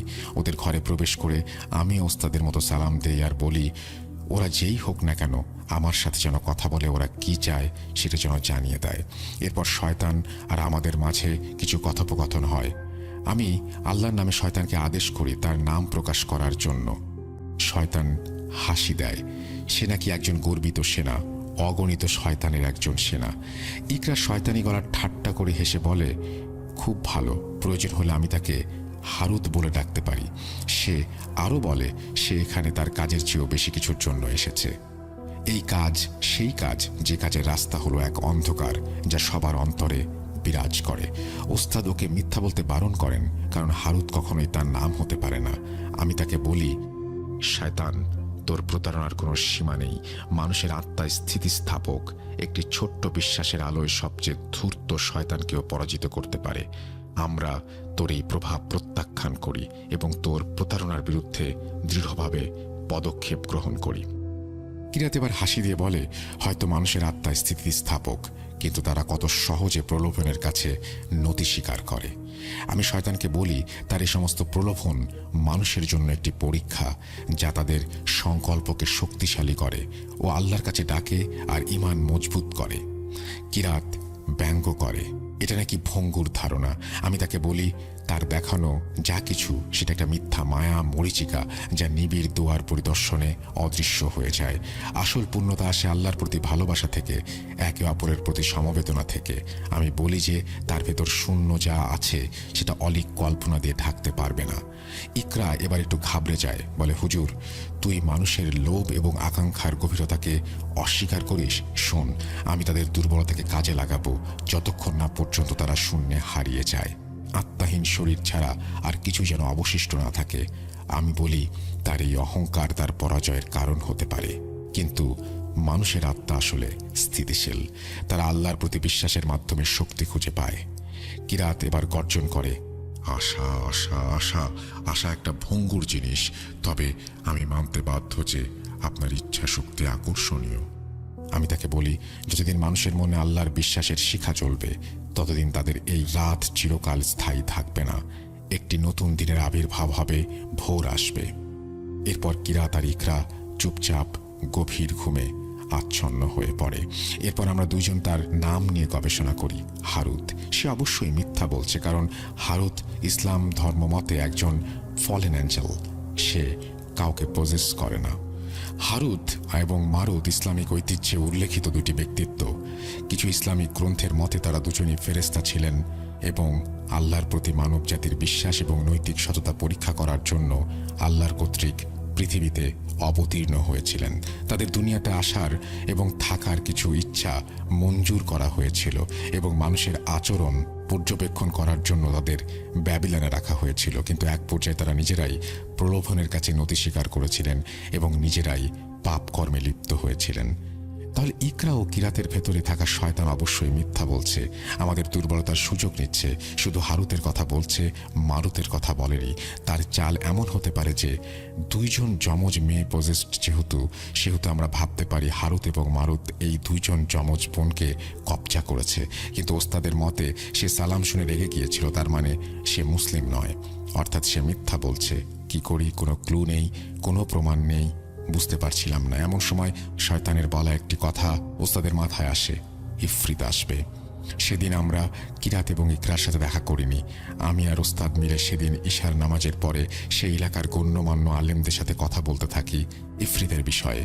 আমাদের সকলের কথা তর্ক বিতর্কে একটা ফল উঠে আসে, সেটা হচ্ছে যে কোনোভাবে হোক এই মেয়ে দুটোর উপরে কোনো একটা রিচুয়াল করা হয়েছে ইফরিতের যে কোনো কার্য সাধন করবার জন্য। আর সেই শয়তান মেয়ে দুটিকে বন্দি করেছে, সেই শয়তান আসলে ইফরিতের সেনা হতে পারে। আমরা পরদিন সকাল সকাল চলে যাই ওয়াসিম ভাইয়ের বাসায়। ইকরা এবং কিরাতের ঘরে প্রবেশ করতেই দেখলাম ওরা ঘুমাচ্ছে। কিরাত বলে যে কত অপবিত্র একটা দিন, এই দিনে নাকি রুকাইয়া করা ঠিক হবে না। তার ঠোঁটের পাশে রক্ত, জামার চারপাশে ছোট ছোট রক্তের দানা বিদ্যমান। কিরাত হঠাৎ চুপ হয়ে গিয়েছিল। এরপর হঠাৎ একটা বিদঘুটে হাসি দিয়ে কিরাত বলতে শুরু করে। একদিন ফ্যাকাশে আলোকিত ঘরে কিরাত কথা বলার জন্য তৈরি হচ্ছিল। তার চোখ হঠাৎ চকচক করে উঠল। তার শরীরে শয়তানের উপস্থিতি তার কণ্ঠকে বিকৃত করে দিয়েছিল। আমি আর ওস্তাদ মেয়েটির শরীরে থাকা শয়তানের সাথে শব্দে যুদ্ধে জড়ানোর জন্য প্রস্তুত হচ্ছিলাম। পরিবেশ কেমন যেন ভারী হয়ে ওঠে। এরপর কিরাতের সাথে আমাদের কথা শুরু হয়। ওস্তাদ তার কণ্ঠে দৃঢ়তা এনে বলতে শুরু করলেন, ইফরিতের ষড়যন্ত্র ধরে ফেলেছি এবং তাকে তার নাম রিভিল করার জন্য আদেশ করছি। হুজুরের আদেশ শুনে শয়তান মুচকি হেসে জবাব দিল, হুজুর, নামের অনেক ক্ষমতা আছে, তাই না? এই কথা শুনে আমি ও ওস্তাদ চুপ করে রইলাম এরপর সে বলল সে তার নাম প্রকাশ করবে যদি আমরা তার 3টি ধাঁধার উত্তর দিতে পারি। ওস্তাদ নিঃশব্দে মাথা নাড়লেন আর বললেন যে আমরা প্রস্তুত। আমি তাকে বললাম ধাঁধাগুলো জিজ্ঞেস করতে যেন আমরা সেগুলো সমাধান করতে পারি। শয়তান হেসে উঠল। খুব ভালো। ধাঁধা 1, আমি বেঁচে নেই কিন্তু আমি বড় হতে পারি। আমার ফুসফুস নেই কিন্তু আমার বাতাস দরকার। আমি কি? কিছুক্ষণ ভাবলেন ওস্তাদ, এরপর আত্মবিশ্বাসের সাথে উত্তর দিলেন আগুন। শয়তান ঝাঁকুনি দিয়ে বলল, ধাঁধা 2, আমি মুখ ছাড়া কথা বলি এবং আমি কান ছাড়াই শুনি। আমার শরীর নেই কিন্তু বাতাসের সাথে বেঁচে আছি। আমি কি? আমি হুজুরের কানের কাছে ঝুঁকে ওনার সাথে উত্তর আলোচনা করে হেসে বললাম প্রতিধ্বনি। শয়তানের চোখ সরু ও স্পষ্ট হতাশা বিদ্যমান। এখন আমার 3য় ও সর্বশেষ চ্যালেঞ্জ। আমি তোর দাস, তবুও তুই আমাকে নিয়ন্ত্রণ করতে পারিস না। আমি একটি শক্তিশালী শক্তি কিন্তু তুই আমাকে সমৃদ্ধ করতে পারিস। আমি কি? আমি ওস্তাদের ধাঁধাটির উত্তর গভীরভাবে চিন্তা করলাম। ঘরটা নিস্তব্ধ হয়ে গেল। শুধু একটা মোমবাতির শিখা কর্কশ শব্দ বাতাসে ভাসছে। মনে হচ্ছিল যেন অনন্তকাল ধরে চলছে আমাদের প্রশ্ন উত্তরের খেলা। ওস্তাদ অবশেষে বললেন, শয়তান, তোর ধাঁধার উত্তর হলো জ্ঞান। জ্ঞান আমাদের উপকার করে, তবুও আমরা এটিকে পুরোপুরি নিয়ন্ত্রণ করতে পারি না। এটি একটি শক্তিশালী শক্তি, তবুও আমরা এটিকে সমৃদ্ধ করতে পারি। ওস্তাদের কথা শুনে কিরাত চিৎকার দিয়ে ঘুমিয়ে পড়ল এবং ইকরা এবার জেগে উঠল আর পরাজিত কণ্ঠে তার নাম প্রকাশ করে। সে বলল, আমার নাম জারকান। এবং তার মাস্টার একজন শক্তিশালী ইফরিত যে তাকে নানান কাজ করতে আদেশ করে, যার নাম বেলিয়াল। এই নামগুলো উচ্চারণের সাথে সাথে একটি অন্ধকার আলো রুমটিকে ঢেকে ফেলল এবং আমরা জারকানকে তার প্ল্যান বলার জন্য বাধ্য করলাম। জারকান বলতে শুরু করলো, আমি জারকান আমার মালিক বেলিয়ালের নৃশংস ষড়যন্ত্রের কথা স্বীকার করছি। মেলার মাঝে ওলাদ চক্রের এক প্রাচীন রিচুয়াল খুব গোপনভাবে করা হয়েছিল। বেলিয়ালের অনুসারীরা এই কাজটি করেছিল। ওলাদ চক্র কি জানিস তোরা? ইফরিতের সন্তানকে জন্ম দেওয়া, এই দুনিয়ায় শয়তানি রাজত্ব স্থাপন করা। আমাদের দরকার ছিল একজন নারী, কিন্তু হঠাৎ মেলায় বেলিয়ালের নজরে পড়ে যায় যমজ বোন ইকরা এবং কিরাত। তখনই তাদের বিরুদ্ধে আমরা একটি বিশেষ পরিকল্পনা করেছিলাম। গ্রামের মেলায় মায়াবী পরিবেশের মধ্যে আমাদের অন্ধকার জগৎ উন্মোচন করতে চেয়েছিলাম, যেখানে হাসি এবং আনন্দ একটি প্রতারণায় পরিণত হয় ইফরিতের শয়তানের মাধ্যমে। কিন্তু আমরা এই 2 বোনকে কবজা করতে পারছিলাম না, কারণ তারা এতটাই পবিত্র ছিল যে আমাদের ধরা ছোঁয়ার বাইরে। তাদের ছায়া পর্যবেক্ষণ করে আমরা তাদের মধ্যকার অসাধারণ বন্ধনকে চিনতে পেরেছিলাম। আমি একজন ছদ্মবেশী জাদুকর সেজে তাদের সামনে মায়াজালের গল্প বুনে তাদের বিশ্বাসকে কলুষিত করেছিলাম। বেলিয়াল আমার কানে কানে তাদের কিছু ভবিষ্যৎবাণী করে, যা কিছুক্ষণের মধ্যেই পূরণ হবে বলে আমি জানাই তাদের। একের পর এক খেল দেখে তাদের কৌতূহল এবং মুগ্ধতা যেন বেড়েই চলছিল। এই যমজের সাথে থাকা প্রতিটি মুহূর্ত আমরা তাদের গুমরাহ করায় চেষ্টারত ছিলাম। আমরা তাদের বাস্তবতা আর কল্পনাকে বিকৃত করে দিয়েছিলাম। এক পর্যায়ে তারা নিজেদের মাঝে বাকবিতণ্ডায় জড়িয়ে পড়ে। তাদের নিজেদের প্রতি ভালোবাসা, যা তাদের শক্তি ছিল, সেই শক্তি একটি দুর্বলতায় পরিণত হয়, যা আমাদের আসল পরিকল্পনা ছিল। তাদের মানসিকভাবে দুর্বল করে আমরা তাদের পজেস করতে চেয়েছিলাম। পজেস করে উলাদ চক্রের জন্য তৈরি করার পরিকল্পনা করছিলাম। তাদেরকে একে অপরের নানান প্রশ্ন করার জন্য প্রভাবিত করছিলাম। আমরা এমন এক ফাটল তৈরি করছিলাম যেখানে তাদের প্রতি তাদের বিশ্বাস দুর্বল হয়ে গিয়েছিল, যা আমাদেরকে আত্মার ওপর আধিপত্য স্থাপন করতে সাহায্য করেছিল। এবং এত অন্ধকার তৈরি করেছিলাম তাদের মনে যে এটি আমাদের উদ্দেশ্যকে সফল করেছিল। আমাদের পরিকল্পনা সফল হয়। তাদের মন কলুষিত করে আমি একজন যমজের শরীরে প্রবেশ করি, বের হয়ে আরেকজন যমজের শরীরে প্রবেশ করি ও একজনকে আরেকজনের দাস বানিয়ে ফেলি। আমি থাকি একজনের শরীরে আর একজন আমার দাস হয়ে কথা বলে। ওলাদ চক্র হবে পারলে আটকা, তোর হুজুর পারলে আটকাক। যার কোনো বেরিয়ারের ভয়ানক ষড়যন্ত্রের কথা শুনে এবার আমি ও ওস্তাদ তাদের সাথে লড়াই করার প্রস্তুতি নিলাম। আমাদের সাথে আনা জিনিসপত্র সাজিয়ে শুরু করলাম। আয়াতুল হারকা পড়া শুরু করতেই ইকরা এবং কিরা তাদের গায়ে হাত দিয়ে এমনভাবে দাপাদাপি করছিল যেন তাদের গায়ে আগুন ধরে গিয়েছে। আত্মসমর্পণের ভঙ্গি করে জারকান বলল, ওহ, আহ, তোরা সত্যি তোদের বুদ্ধি আর ধর্ম বিশ্বাসের প্রমাণ দিয়েছিস। তার কণ্ঠে যেন মধুময় বিদ্বেষ ফুটে উঠেছিল। কিছুক্ষণ দম নিয়ে সে আবার বলতে শুরু করলো, কিন্তু তোরা কি সত্যি আমাকে পরাজিত করেছিস? তার কথা বাতাসে যেন ভাসছিল, লুকানো ফাঁদের সূক্ষ্ম পরিকল্পনা। আমি ও ওস্তাদ সতর্কতার সাথে এগিয়ে গেলাম ইকরার দিকে, এই ঝাড়খানকে আবদ্ধ করতে। কিন্তু শয়তান মায়ার খেলায় আমাদের ধারণাগুলিকে বিভ্রম দিয়ে বিকৃত করতে চাচ্ছিল, আমাদের মনের গভীরতম ভয়কে প্রজ্বলিত করে তুলছিল। সে তার খেলা শুরু করেছিল। তোরা কি নিশ্চিত যে তোরা একে অপরকে বিশ্বাস করতে পারিস? জারকানের কণ্ঠ যেন প্রতিধ্বনিত হলো। আমাদের একে অপরের ওপর সন্দেহ প্রকাশ করতে বাধ্য করেছিল সে তার এই খেলার মাধ্যমে। আমি ক্ষণিকের জন্য মায়ের জ্বালায় আচ্ছন্ন হয়ে যাই, দ্বিধাগ্রস্ত হয়ে পড়ি, যার ফলে আমরা আমাদের কাজ থেকে দূরে সরে যাচ্ছিলাম। তবুও আমার ওস্তাদ জারকানের এই মনস্তাত্ত্বিক যুদ্ধে বিচলিত না হয়ে দৃঢ় প্রত্যয়ের সাথে মোকাবেলা করছিলেন। উনি বললেন, আমাদের বিশ্বাস অটুট, কারণ আমাদের দোয়া ও আল্লাহর প্রতি ভয় আমাদের এখানে দাঁড় করিয়েছে। এরপর ওস্তাদ আমার মাথায় জোরে ধাক্কা দেন আমার বিভ্রম কাটাবার জন্যে। একত্রে আমরা সূরা পড়তে থাকি। সে তার কৌশল পরিবর্তন করে আমাদের সহানুভূতিকে কাজে লাগানোর চেষ্টা করে। সে ওস্তাদের কাছে দয়ার আবেদন জানায়, দয়া করুন হুজুর, আমাকে মুক্ত করে দিন, আমি এই মেয়েদের আর কষ্ট দেব না। তার কথাগুলো হুজুরের হৃদয়ে দয়ার সঞ্চার করেছিল। হুজুর একটু থেমে আবার আয়াত পড়া শুরু করেন এবং বলেন, তোদের ক্ষমা নেই, কারণ আমি তোর ভেতরের অন্ধকারকে চিনতে পেরেছি। আমি ওস্তাদ জারকানের মায়ার সামনে আত্মসমর্পণ করিনি। আমাদের স্থিতিস্থাপকতা দেখে হতাশ হয়ে জারকান তার সর্বশেষ চাল চালে। আমাদের সামনে এমন একটি দৃশ্য দৃশ্যমান করে যেখানে যমজ ইকরা ও কিরাত মৃত্যু যন্ত্রণায় ছটফট করছে। জারকান বলে, দেখুন হুজুর, আপনার মূল্যবান যমজ সন্তান বিপদে পড়েছে। এই বলে সে উপহাস করতে শুরু করে। এখন কি আয়াত পড়া বন্ধ করবেন? হুজুর ক্ষণিকের জন্য ভয় পেলেও তিনি নিজেকে ইস্পাত কঠিন করে নিলেন। আমি শয়তানকে বললাম, আমি এই দুই বোনের সুস্থতা কামনা করি এবং মেয়েদের মনকে কেউ আধার দিয়ে ঠেকে দিতে পারবে না ইনশাল্লাহ। এই বলে আমি এবং হুজুর উচ্চ স্বরে আয়াত পড়া শুরু করি। জারকান বুঝতে পারছিল সে আটকে গেছে, তার পক্ষে আর এই লড়াই চালিয়ে যাওয়া সম্ভব নয়। হঠাৎ মাগরিবের আজান দিল।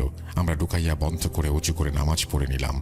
দুই বোনের ঘরে আবার প্রবেশ করতে দেখলাম দুই বোন আমাদের পা জড়িয়ে ধরে কাঁদছে। জারকান দুই বোনের কণ্ঠে একসাথে বলল, হুজুর, আল্লাহ মহান। এই যুদ্ধে আমি বুঝতে পেরেছি যে আল্লাহর নূর কি।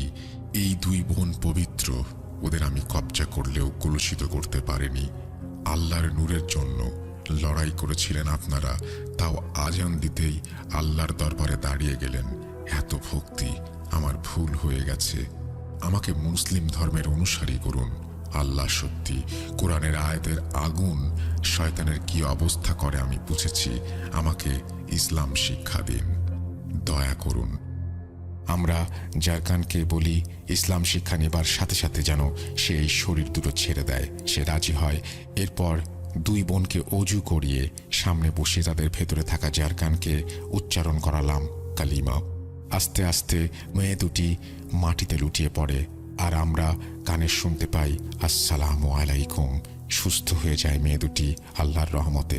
এরপর গ্রামের কমিটির সাথে কথা বলে মেলা কমিটির বিরুদ্ধে ব্যবস্থা নেওয়া হয় ও কমিটি মেম্বার বদল করা হয়। ইনশাল্লাহ এরপর থেকে গ্রামে আশা করি আর কোনো রিচুয়াল হয়নি। আমার ওস্তাদ এরপর আমাকে অনেক কথা বলেন যা আমি বলে সময় নষ্ট করব না, তবে প্রশ্ন থাকলে করতে পারবেন। এই ছিল সিম্ফনি সাহেবের শেষ কথা। ভাই, এখন যদি কোনো প্রশ্ন থাকে করুন। আমি সাবিত মুয়াজ্জেম সাহেবকে বলি যে না, আমি ঘটনাটাই এখন অবধি মাথায় বসাতে পারছি না। আপাতত কোনো প্রশ্ন নেই। উনি ফোনের ওপাশ থেকে হাসি দিয়ে বলেন, আচ্ছা। আসসালামু আলাইকুম বলে তার কাহিনী শেষ করেন। এই ঘটনায় আমরা কয়েকটি শিক্ষা পেয়েছি যা আমি উল্লেখ না করলেও আমি আশাবাদী যে আপনারা বুঝতে পেরেছেন। পরিশেষে আল্লাহর কাছে দোয়া করি যেন আমাদের সকলের ঈমান মজবুত থাকে এবং আল্লাহ আমাদের হেদায়েত দান করেন। এই বলে সাবিত তার ঘটনা শেষ করেছেন। থ্যাংক ইউ সো মাচ সাবিত আপনার ঘটনার জন্য। আশা করছি এই ঘটনাটি আপনাদের ভালো লেগেছে। যদি ভালো লাগে অবশ্যই আমাদের জানাবেন, যদি ভালো না লাগে তাও আমাদেরকে জানাবেন। আমরা চলে যাব আমাদের পরবর্তী ঘটনায়।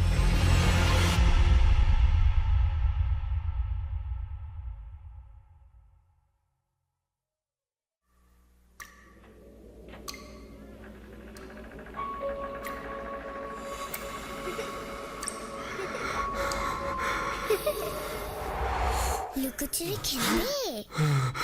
লুকোচুরি তুমি লুকাও, আমি ঠিকই তোমাকে খুঁজে পাবো।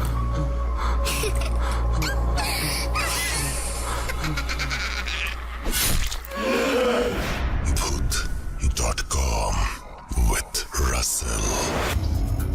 Welcome back. আপনাদের সবাইকে আরও একবার স্বাগত জানাচ্ছি। আমি রাসেল। আশা করছি আপনারা সবাই ভালো আছেন এবং ভালোর দলে আছেন। আমিও ভালো আছি এবং ভালোর দলে আছি। আমরা আমাদের পরবর্তী ঘটনায় যাব। আশা করছি এই ঘটনাটি আপনাদের ভালো লাগবে। যেভাবে লেখা আছে আমি সেভাবেই শুরু করছি। আসসালামু আলাইকুম রাসেল ভাই, কেমন আছেন তা জিজ্ঞেস করলাম না। আশা করি অনেক ভালো আছেন, কারণ আপনি সবসময় ভালোর দলেই থাকেন। আমি মোহাম্মদ সিয়াম বলছি, ময়মনসিংহ বিভাগের জামালপুর ইসলামপুর থেকে। আমি এবার এইচএসসি পরীক্ষার্থী। পরীক্ষা থাকার কারণে স্টুডিওতে গিয়ে ঘটনা শেয়ার করা আমার পক্ষে আপাতত সম্ভব নয়, তাই সিলেক্ট হলে রাসেল ভাইয়ের মুখ থেকে ঘটনা শুনতে চাই। সেই 2017 সাল 8ম শ্রেণী হতে আমি ভূত এফএম এর সাথে যুক্ত আছি। মাঝখানে ভূত এফএম এর ইতি ঘটায় খুব কষ্ট পেয়েছিলাম। ভেবেছিলাম হয়তো আর রাত জেগে ঘটনা শোনা হবে না, তবে প্রোগ্রামটি যত সুন্দরভাবে সারপ্রাইজ হয়ে আমাদের জন্য ফিরে আসবে কল্পনাও করতে পারিনি। আমি এর আগে কখনো ঘটনা পাঠাইনি, এটাই ফার্স্ট। লেখার মাঝে যদি কোনো শব্দের ভুল ত্রুটি হয়ে থাকে তাহলে সেটি ক্ষমা সুন্দর দৃষ্টিতে দেখবেন। আজকে যে ঘটনাটি আপনাদের সাথে শেয়ার করব সেটা মূলত আমার আম্মুর চাচাতো বোন, আমার খালামণির সাথে ঘটে যাওয়া ঘটনা। ঘটনার কিছু অংশ আমার বাবার কাছ থেকে শোনা, কিছু অংশ আমার নিজের চোখে দেখা। আমি আমার মতো করে লিখছি ঘটনাটি।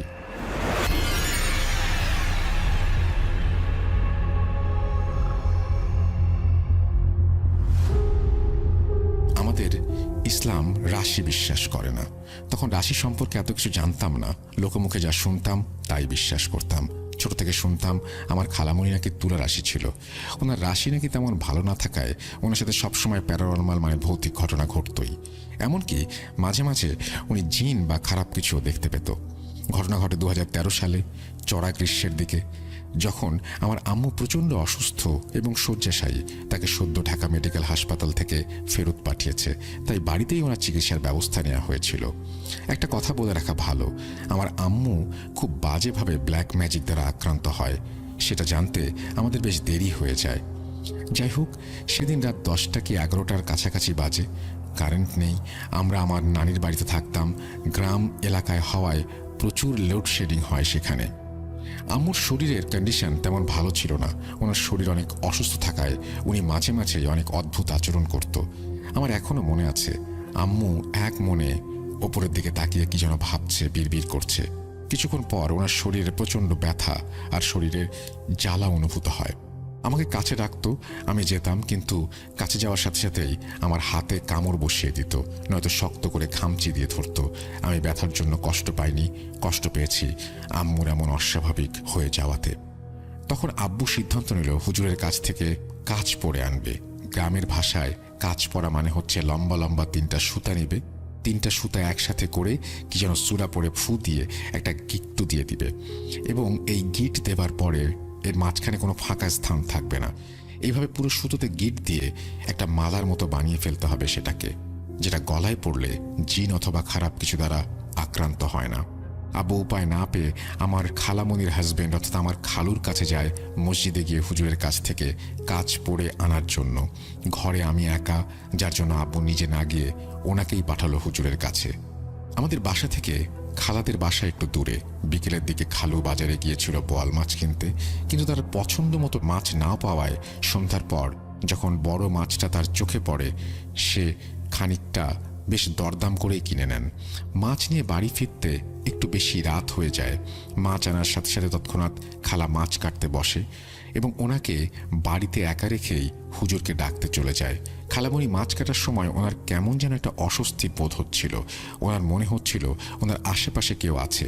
ঘর থেকেও মাঝে মাঝেই হুটহাট শব্দ আসছে, যেন কেউ ঘরের ভেতরে দৌড়াদৌড়ি করছে, জিনিস ফেলে দিচ্ছে। তো উনি মাছটা ওভাবেই রেখে ঘরে দেখতে যান। ওনার হাতে হ্যারিকেন ছিল। উনি যা দেখেন, ওনার কোমরের নিচে হাঁটু বরাবর হবে একটা কালো কুচকুচে বেড়াল দাঁড়িয়ে আছে। উনি দেখে বেশি রেগে যান এবং হাতের কাছে একটা লাঠি ছিল, যেটা দিয়ে বেড়ালটাকে সজোরে আঘাত করেন। বাড়ি দেওয়া মাত্রই বিড়ালটা রাগে ফোঁস করে শব্দ করে বেরিয়ে আসতে থাকে খালামণির দিকে। খালামণি এটা দেখে রীতিমতো অনেক ভয় পেয়ে যান।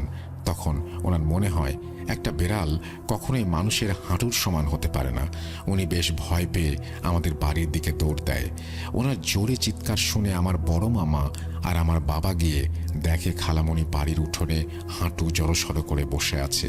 একদম অন্ধকার রাত, কিছু দেখা যাচ্ছে না, তার মধ্যেই ওনার ওইভাবে বসে থাকাটা তাদের কাছে অস্বাভাবিক মনে হলো। হ্যারিকেনটা পাশেই পড়ে আছে। হ্যারিকেনের চিমনি ভেঙে যাওয়াতে আলোটাও নিভে গেছে। মামা গিয়ে খালাকে ডাকলো, কিরে সীমা, তুই এখানে বসে আছিস কেন? উনি কোনো কথা বলে না, নিচ দিক হয়ে বসেই থাকে। তারপর মামা আবারও বলল, এই সীমা, কি হয়েছে তোর? ওঠ এখান থেকে। খালামণি হঠাৎ করেই বলে উঠল, ওইখানে মাছ রাখা আছে, মাছ এনে দে, আমি মাছ খাবো, তাড়াতাড়ি এনে দে। ওনার গলার স্বরটা এমন ছিল যে একজন পুরুষ মানুষ অতিরিক্ত মোটা গলায় কথা বলছে। ওইখানে উপস্থিত আব্বু আম্মু ওনার এরকম আচরণ দেখে অনেক ভয় পেয়ে যায়। ওনাকে অনেক ওঠানোর চেষ্টা করে কিন্তু পারে না। তখন মামা আন্দাজ করতে পারল যে মোটেও ভালো কিছু ঘটেনি। মামা অনেক জোরাজুরি করে খালাকে ঘরে আনার চেষ্টা করে, কিন্তু তার শক্তির সাথে পেরে ওঠে না। আব্বুকে এক ঝটকায় সে দূরে ফেলে দেয়। মামা জোরে জোরে আয়তুল কুরসি পড়ে খালার মাথায় ফু দিলে উনি কিছুটা স্বাভাবিক হয় এবং ওনাকে ঘরে নিয়ে যায়। তারপর মামা খালুকে ফোন দিলে হুজুরকেও সাথে আসতে বলে। খালু জিজ্ঞাসা করলে মামা বলে, তুমি তাড়াতাড়ি আসো আগে। খালু হুজুরকে নিয়ে আসে। হুজুরকে দেখা মাত্রই শুরু হয়ে যায় ভয়ানক তাণ্ডব। হুজুর ওনার হাতে আম্মুর জন্য আনা যে কাঁচ পড়াটা ছিল ওইটা দিয়ে খালার কনিষ্ঠ আঙুলে জোরে শক্ত করে গিট দিয়ে বেঁধে দেন। সাথে সাথে খালা রাগে ক্ষোভে হুজুরকে উদ্দেশ্য করে সেই পুরুষ কণ্ঠে বিভিন্ন গালাগালি করতে থাকে। হুজুর ওনার কথা শুনে রেগে গিয়ে বলেন, দাঁড়া, তোর ব্যবস্থা করছে। এই বলে কিছু শুকনা মরিচ আর মোমবাতি আনতে বলেন আমার মামিকে। মামি এনে দেওয়ার পর হুজুর মোমবাতি দিয়ে শুকনো মরিচগুলো পুড়িয়ে সেই খালামণির নাকের কাছে ধরেন এবং আয়তাল কুরসি পড়তে শুরু করেন। আমার খালার বিকট চিৎকার। হুজুর আরও শক্ত করে তার কনিষ্ঠ আঙুলটিতে সুতোটা বাঁধার চেষ্টা করেন। সেদিনের মতো সমস্যাটি শেষ হয়ে যায়। পরদিন সন্ধ্যা থেকে খালামণির মাঝে আবারও অস্বাভাবিক আচরণ লক্ষ্য করা যায়। বিছানায় শুয়ে শুয়ে তার উপরের দিকে তাকিয়ে একা একা হাসা, কখনো চোখ বড় বড় করে হাঁ করে তাকিয়ে থাকা ইত্যাদি। আবার শুরু হয় সেই অস্বাভাবিক কণ্ঠস্বর। ঘর থেকে বের হয়ে যেতে চায়। এরপরে আবারও হুজুরকে আনা হয়। খালামণি হুজুরকে দেখেই আবারও রেগে যান, রাগে ফোঁস করতে থাকেন এবং হুজুর মামাকে তখন কিছু মোমবাতির ব্যবস্থা করতে বলেন। হুজুরের কাছে থাকা কিছু গুঁড়ো চক নিয়ে সেই মাটির মধ্যে একটা সার্কেল তিনি তৈরি করেন এবং তার মাঝখানে মোমগুলো বসান। হুজুর এক পাশে বসে পড়লেন আর তার বিপরীত পাশে বসালেন খালাকে। মোমের আলোতে খালার চেহারাটা বিভৎস দেখাচ্ছিল।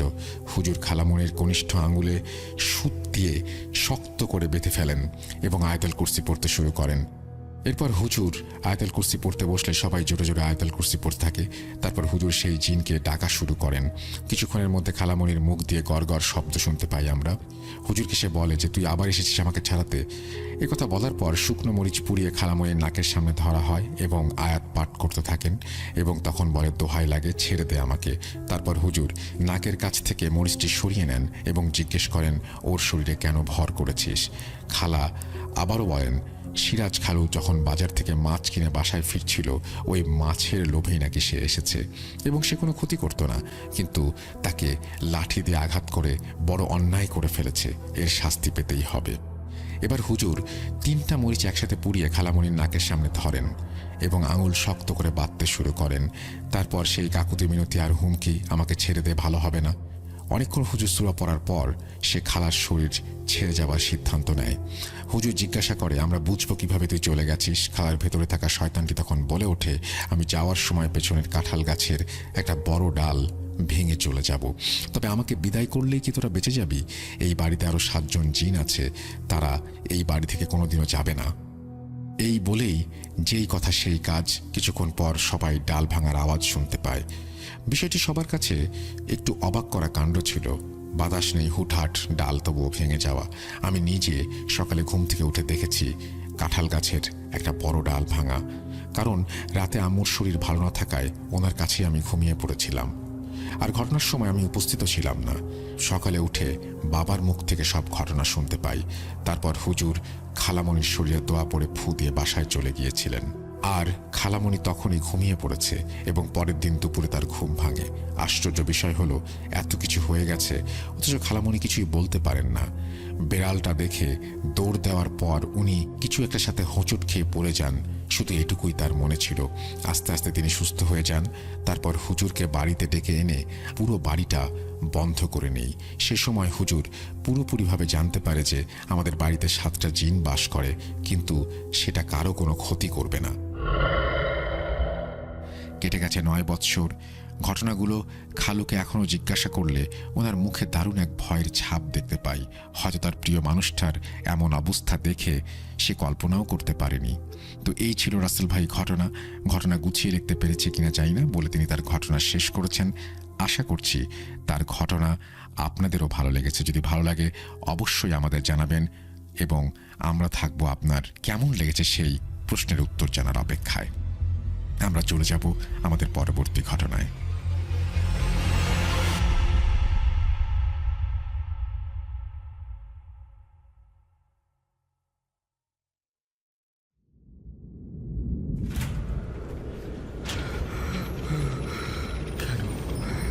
কেন তুমি আসো? আমি শুধু তোমার সাথেই থাকতে চাই। কিভাবে সম্ভব? মৃতদের এই পৃথিবীতে থাকতে নেই। তুমি তুমি চলে যাও প্লিজ, চলে যাও। সবটাই কি ইলুশন, নাকি অন্য জগতের কেউ কখনো হাজির হয়ে যায় চোখের পলকে? Bhoot.com with Russell। Welcome back. আপনাদের সবাইকে আরও একবার স্বাগত জানাচ্ছি। আমি রাসেল। আমি জানি যে আপনারা সবাই আমার সাথে আছেন, ভালো আছেন, ভালোর দলে আছেন। আর আমরা আজকে যেহেতু 199তম এপিসোড করছি, এই এপিসোডটা যেহেতু অনেক বেশি স্পেশাল, সুতরাং স্পেশাল কিছু মানুষ না থাকলে কেমন হয়। আর সে কারণেই আমরা আজকে আমাদের এই এপিসোডে নিয়ে এসেছি হাফেজ মাইনুদ্দিন ভাইকে। চলুন কথা না বাড়িয়ে আমরা সরাসরি হাফেজ মাইনুদ্দিন ভাইয়ের ঘটনায় চলে যাই। আশা করছি তার ঘটনাটিও আপনাদের অনেক বেশি আনন্দ দেবে। কথা না বাড়িয়ে আমরা চলে যাচ্ছি ঘটনায়। আমাদেরকে ইমেল করুন সামনের 200তম এপিসোডের জন্য। চলুন মাইনুদ্দিন ভাইয়ের ঘটনায় যাওয়া যাক। সাথেই থাকুন পুরোটা সময়। Bhoot.com-এর পাশে থাকুন সব সময়।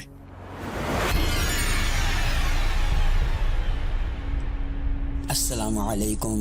রাসেল ভাই আলহামদুলিল্লাহ ভালো আছি, আশা করি আপনিও ভাইয়া ভালো আছেন। আমার দ্বিতীয় ঘটনাটা বেশ অল্প কয়েকদিনের, সপ্তাহখানেক হয় নাই। তো আমরা সিলেটে গিয়েছিলাম। সিলেটে একটা হোটেলে যখন উঠি, সেই হোটেলের মধ্যে কিছু ঘটনা ঘটেছিল। আমরা ঢাকার থেকে রওনা দিয়েছি এবং সেই হোটেলে উঠলাম। ওঠার পরে আমরা ঢাকার থেকে কিছু খাবার নিয়ে গিয়েছি সাথে করে। তো এই হোটেলে যখন আমরা ফ্রেশ হব, একটু বাহিরে যাব, খাবারগুলো একটা টেবিলের মধ্যে আমরা খুলে রেখেছিলাম যাতে নষ্ট না হয়। তো পরবর্তীতে সে খাবারগুলো আমরা সুন্দর করে টেবিলে গুছিয়ে রেখে ঘর তালাবদ্ধ করে আমরা বাহিরে গেলাম। ঘন্টা 2 পরে আমরা হোটেলে আবার ফিরে আসলাম। এসে দেখি হোটেলের কিছু সমস্যা দেখা দিল। সেটা হচ্ছে খাবারগুলো আমাদের এলোমেলো, অনেকগুলো খাবার খেয়ে ফেলেছে কে যেন। গোশত ছিল না, হাড়গুলো ছিল না, খাবারও কিছু কমে গেল। বিশেষ করে আরও কিছু ঘরের সমস্যা ছিল, চাদর বিছানাগুলো এলোমেলো। এবং সবচেয়ে বড় যেটা আশ্চর্য হলো যে আমরা ক্লিনারকে বলেছিলাম ঘরটা পরিষ্কার করবার দেবার জন্য, কিন্তু ঘরটা পরিষ্কার তারা করে নাই। আমরা এসে ওই রকমই একটা ময়লা পড়া ছিল, ধুলোবালি ছিল। এবং এর পাশাপাশি একটা জিনিস হচ্ছিল, সেটা হচ্ছে যেটা বহু পুরাতন কবর ভাঙলে একটা বিশ্রী গন্ধ বের হতো, একটা ভয়ঙ্কর একটা খুশবু বের হয়, মানে খারাপ, যেটা ভালো নয়। কেমন বুদগুটে একটা গন্ধ। তো আমরা ওইটাই ঢোকার পরে ঘরটা ধুলোবালি ভরা, খাবার এলোমেলো, খাবারটা অনেকগুলো খেয়ে ফেলা, এবং ঘরটার মধ্যে একটা বিশ্রী কেমন কেমন একটা গন্ধ। তো সব মিলে আমাদের একটু অবাক করবার মতো ছিল যে ঘরে প্রবেশ কে করেছিল। চাবি তো তালাবদ্ধ করা এবং রেস্টুরেন্টেই দেওয়া। পরবর্তীতে আমরা কল করি হোটেলের কর্তৃপক্ষের কাছে এবং আমরা প্রশ্ন করি যে ঘরটা থেকে প্রবেশ করেছিল। তাদের একজন লোক আসে, এসে সব দেখে। আমরা এটাও বলেছি ঘরটা কেন পরিষ্কার করে দেওয়া হলো না, এবং আমাদের এখানে খাবার ছিল। তো ওরাও একটু ভেবাচে করে বলল, এটা এমন তো হওয়ার কোনো কথা নয়, এটা তো কোনোদিন হয় না।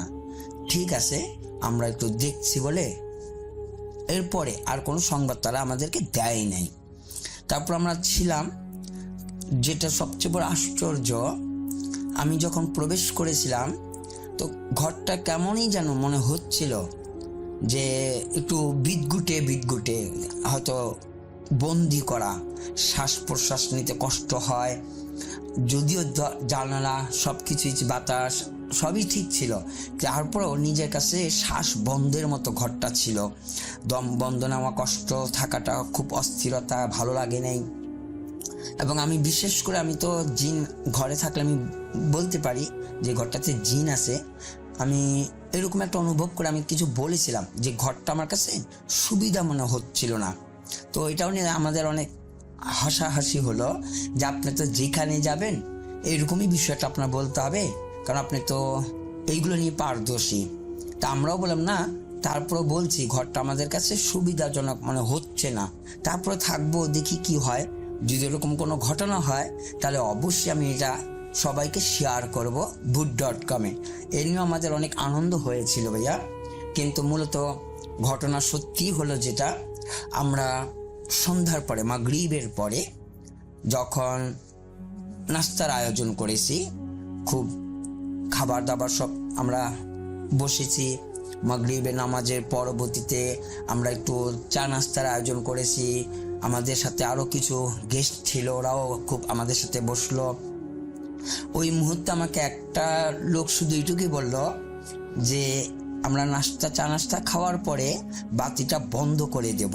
বাতিটা বন্ধ করে দিয়ে আপনি যে ঘটনাগুলো ভূত.com-এ শেয়ার করেছেন, আমাদের কাছে খুব আনন্দ লেগেছিল, ভয় লেগেছিল। আজ ওই রকমই আমাদেরকে নিয়ে একটু আলোচনা করবেন যা আমাদেরকে খুব আনন্দ দেবে। এবং রাসেল ভাইয়া, বিশেষ করে আপনার অনেক প্রশংসা শুনেছি সবার মুখে। ওইখানে আমাদের অনেক অনেক ভক্ত, আপনার শ্রোতাদের অনেক কিছু আমরা জেনেছি যে ভূত.com-এর ভালোবাসার অনেক মানুষ সিলেটে আছে। তো এটাও ভালো লাগলো শুনে। তো বিশেষ করে আমরা এই কাজটা করব। কিন্তু ভয়ঙ্কর ঘটনা যেটা হয়েছিল যখন আমরা লাইট বন্ধ করেছি, ঘটনাটাগুলো আমরা একটু বলবো। যে আমি ভূত.com-এ রাসেল ভাইয়াকে কি ঘটনা শোনাতাম, রাসেল ভাইয়া সমস্ত শ্রোতাদেরকে এইভাবে ঘটনাটা বলতো, শেয়ার করতো। ভূত.com আমাদের সবাইকে আনন্দ বা ভয়ভীতি কিভাবে দেখাতো, একটু খুব মজায় করে গল্পটা বলছিলাম তাদেরকে। তো মুহূর্তের মধ্যে একটা আওয়াজ এলো, শব্দটা হলো চুপ থাকো। তখন আমরা সবাই সবার দিকে তাকালাম যে কথাটা কে বলেছে। যখন বলছে চুপ থাকো, আমরা একটু অবাক হইলাম। তখন সবাই চুপই হয়ে গেলাম। একটু পরেই দেখি শব্দ হচ্ছে দরজায় বা আমাদের টেবিলের মধ্যে, ঠক ঠক এরকম একটা শব্দ, বিভিন্ন রকমের একটু একটু করে আওয়াজ আসছিল। তো এইটা নিয়ে আবার একজন বলল যে ভূত.com-এর লোক যখন সিলেটের মধ্যে, তখন অবশ্যই ভূত.com-এর ভূত এখানেও চলে এসেছে। আমরা আবার বললাম চুপ থাকতে বলেছে, তো আমরা কিছুক্ষণ চুপ থাকি, দেখি না ঘটনাটা কি ঘটে। তো অবশ্যই সেখানে জিন ছিল ভাইয়া, যেটা আমরা আস্তে আস্তে রাত 9টা, 9:30 বুঝতে পেরেছি। যখন আমরা সবাই নিশ্চুপ হয়ে যাকে বলেছি যে আপনারা যে যেমনটা পারেন, দুরুদ শরীফ হোক, সূরা ফাতিহা হোক, বা যে যেটা পারেন আপনারা আস্তে মনে মনে পড়তে থাকেন। হয়তো আল্লাহ চাহে আমাদের চোখের মধ্যে কিছু দৃষ্টি দেখা দিতে পারে। তো ঘটনাটা সত্যি তাই হলো। সেখানে আমরা অনেকগুলো লোক ছিলাম। তো প্রায় এখান থেকে 3-4 জন লোক এই ঘরের ভিতরে একটা জিন ছিল তারা দেখেছে, এবং পরবর্তীতে সেটা আমিও খুব কাছে ডেকে কথা বলেছি। এবং যে জিনটার নমুনা এই ছিল, সে বিশাল একটু লম্বা আকৃতির এবং সাদা পোশাক পরিহিত, সাদা টুপি পরা, লম্বা দাড়ি পরা, এবং সে দরজার সামনেই দাঁড়িয়ে। তো বিশেষ করে সবাই একটু খুব ভয় ভীতিতে নিশ্চুপ হয়ে, অনেকেই তো চোখ বন্ধ করেই ছিল, আবার যারা কিছু কিছু একটু সাহসী ছিল, যে গ্রামগঞ্জে অনেক জিন দেখা, তারা একটু চুপ হয়ে কিন্তু তাকিয়েছিল এবং আমাকে ইশারা করছিল যে ওইখানে দাঁড়ানো, আমি কিছু দেখতে পাচ্ছি। পরবর্তীতে আমি আবার সালাম দিলাম, সালাম দিয়ে বললাম আমরা ঢাকার থেকে এসেছি এবং এখানে আসলাম, এসে আপনার এইরকম একটা উপলব্ধি করতে পারলাম, আপনি কি সত্যি কি এখানে আছেন? তখন আমাদের সাথে শেয়ার করলো যে চুপ থাকো বলেছি, অর্থাৎ এখানে কথা বলা যাবে না।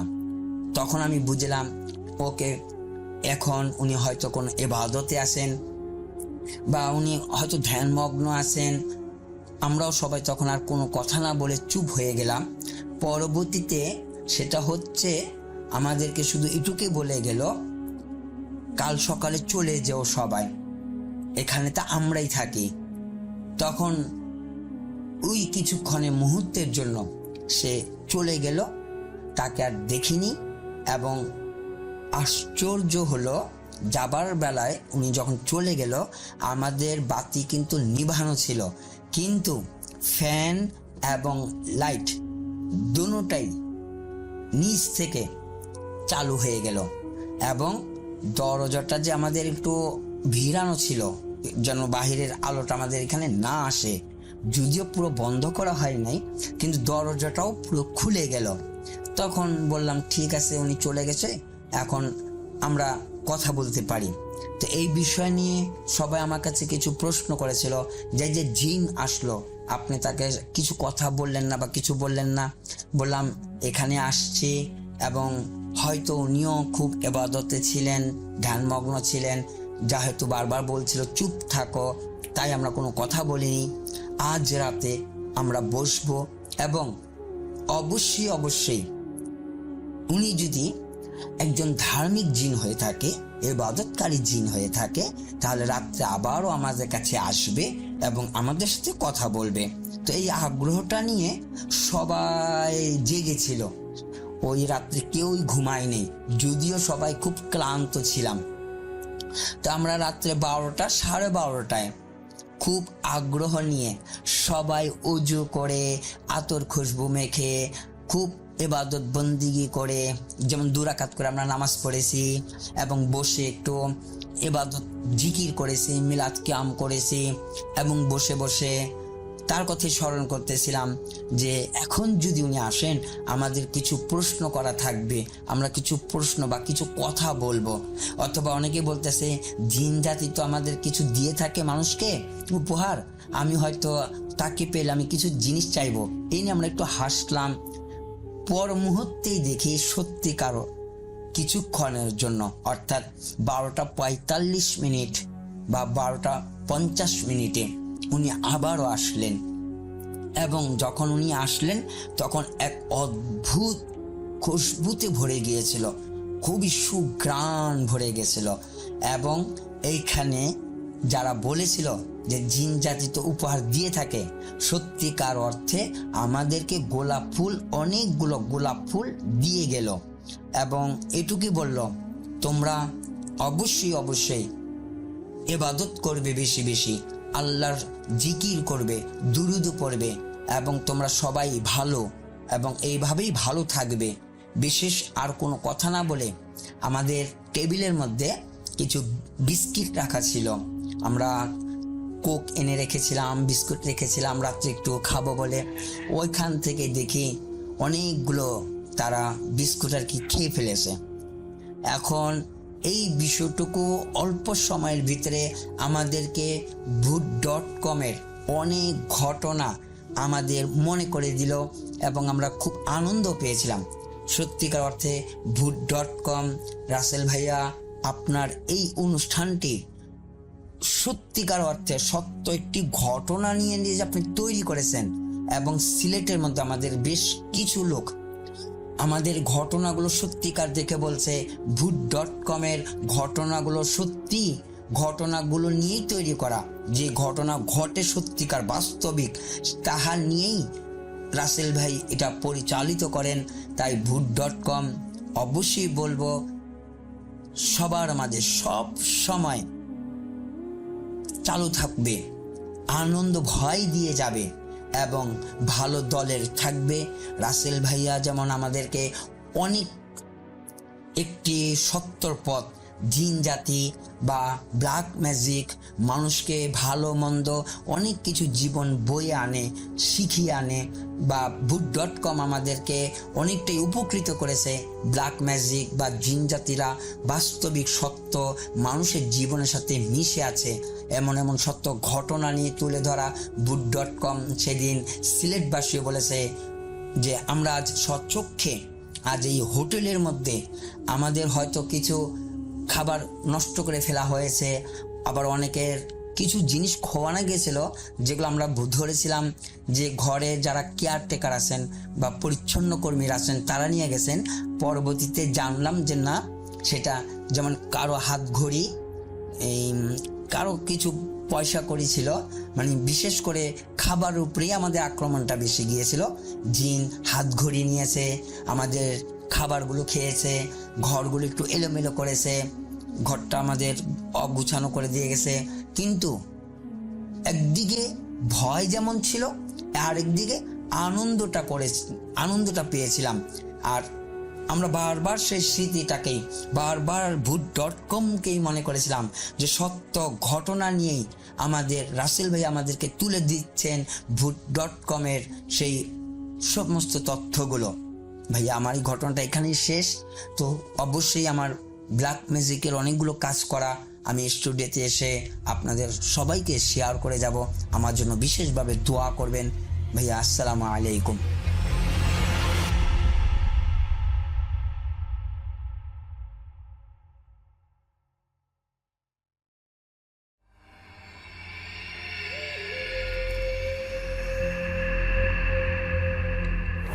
Booth.com with Russell.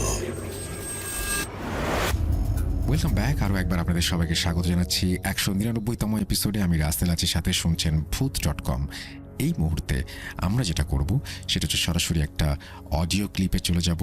আশা করছি এই অডিও ক্লিপটা আপনাদের ভালো লাগবে।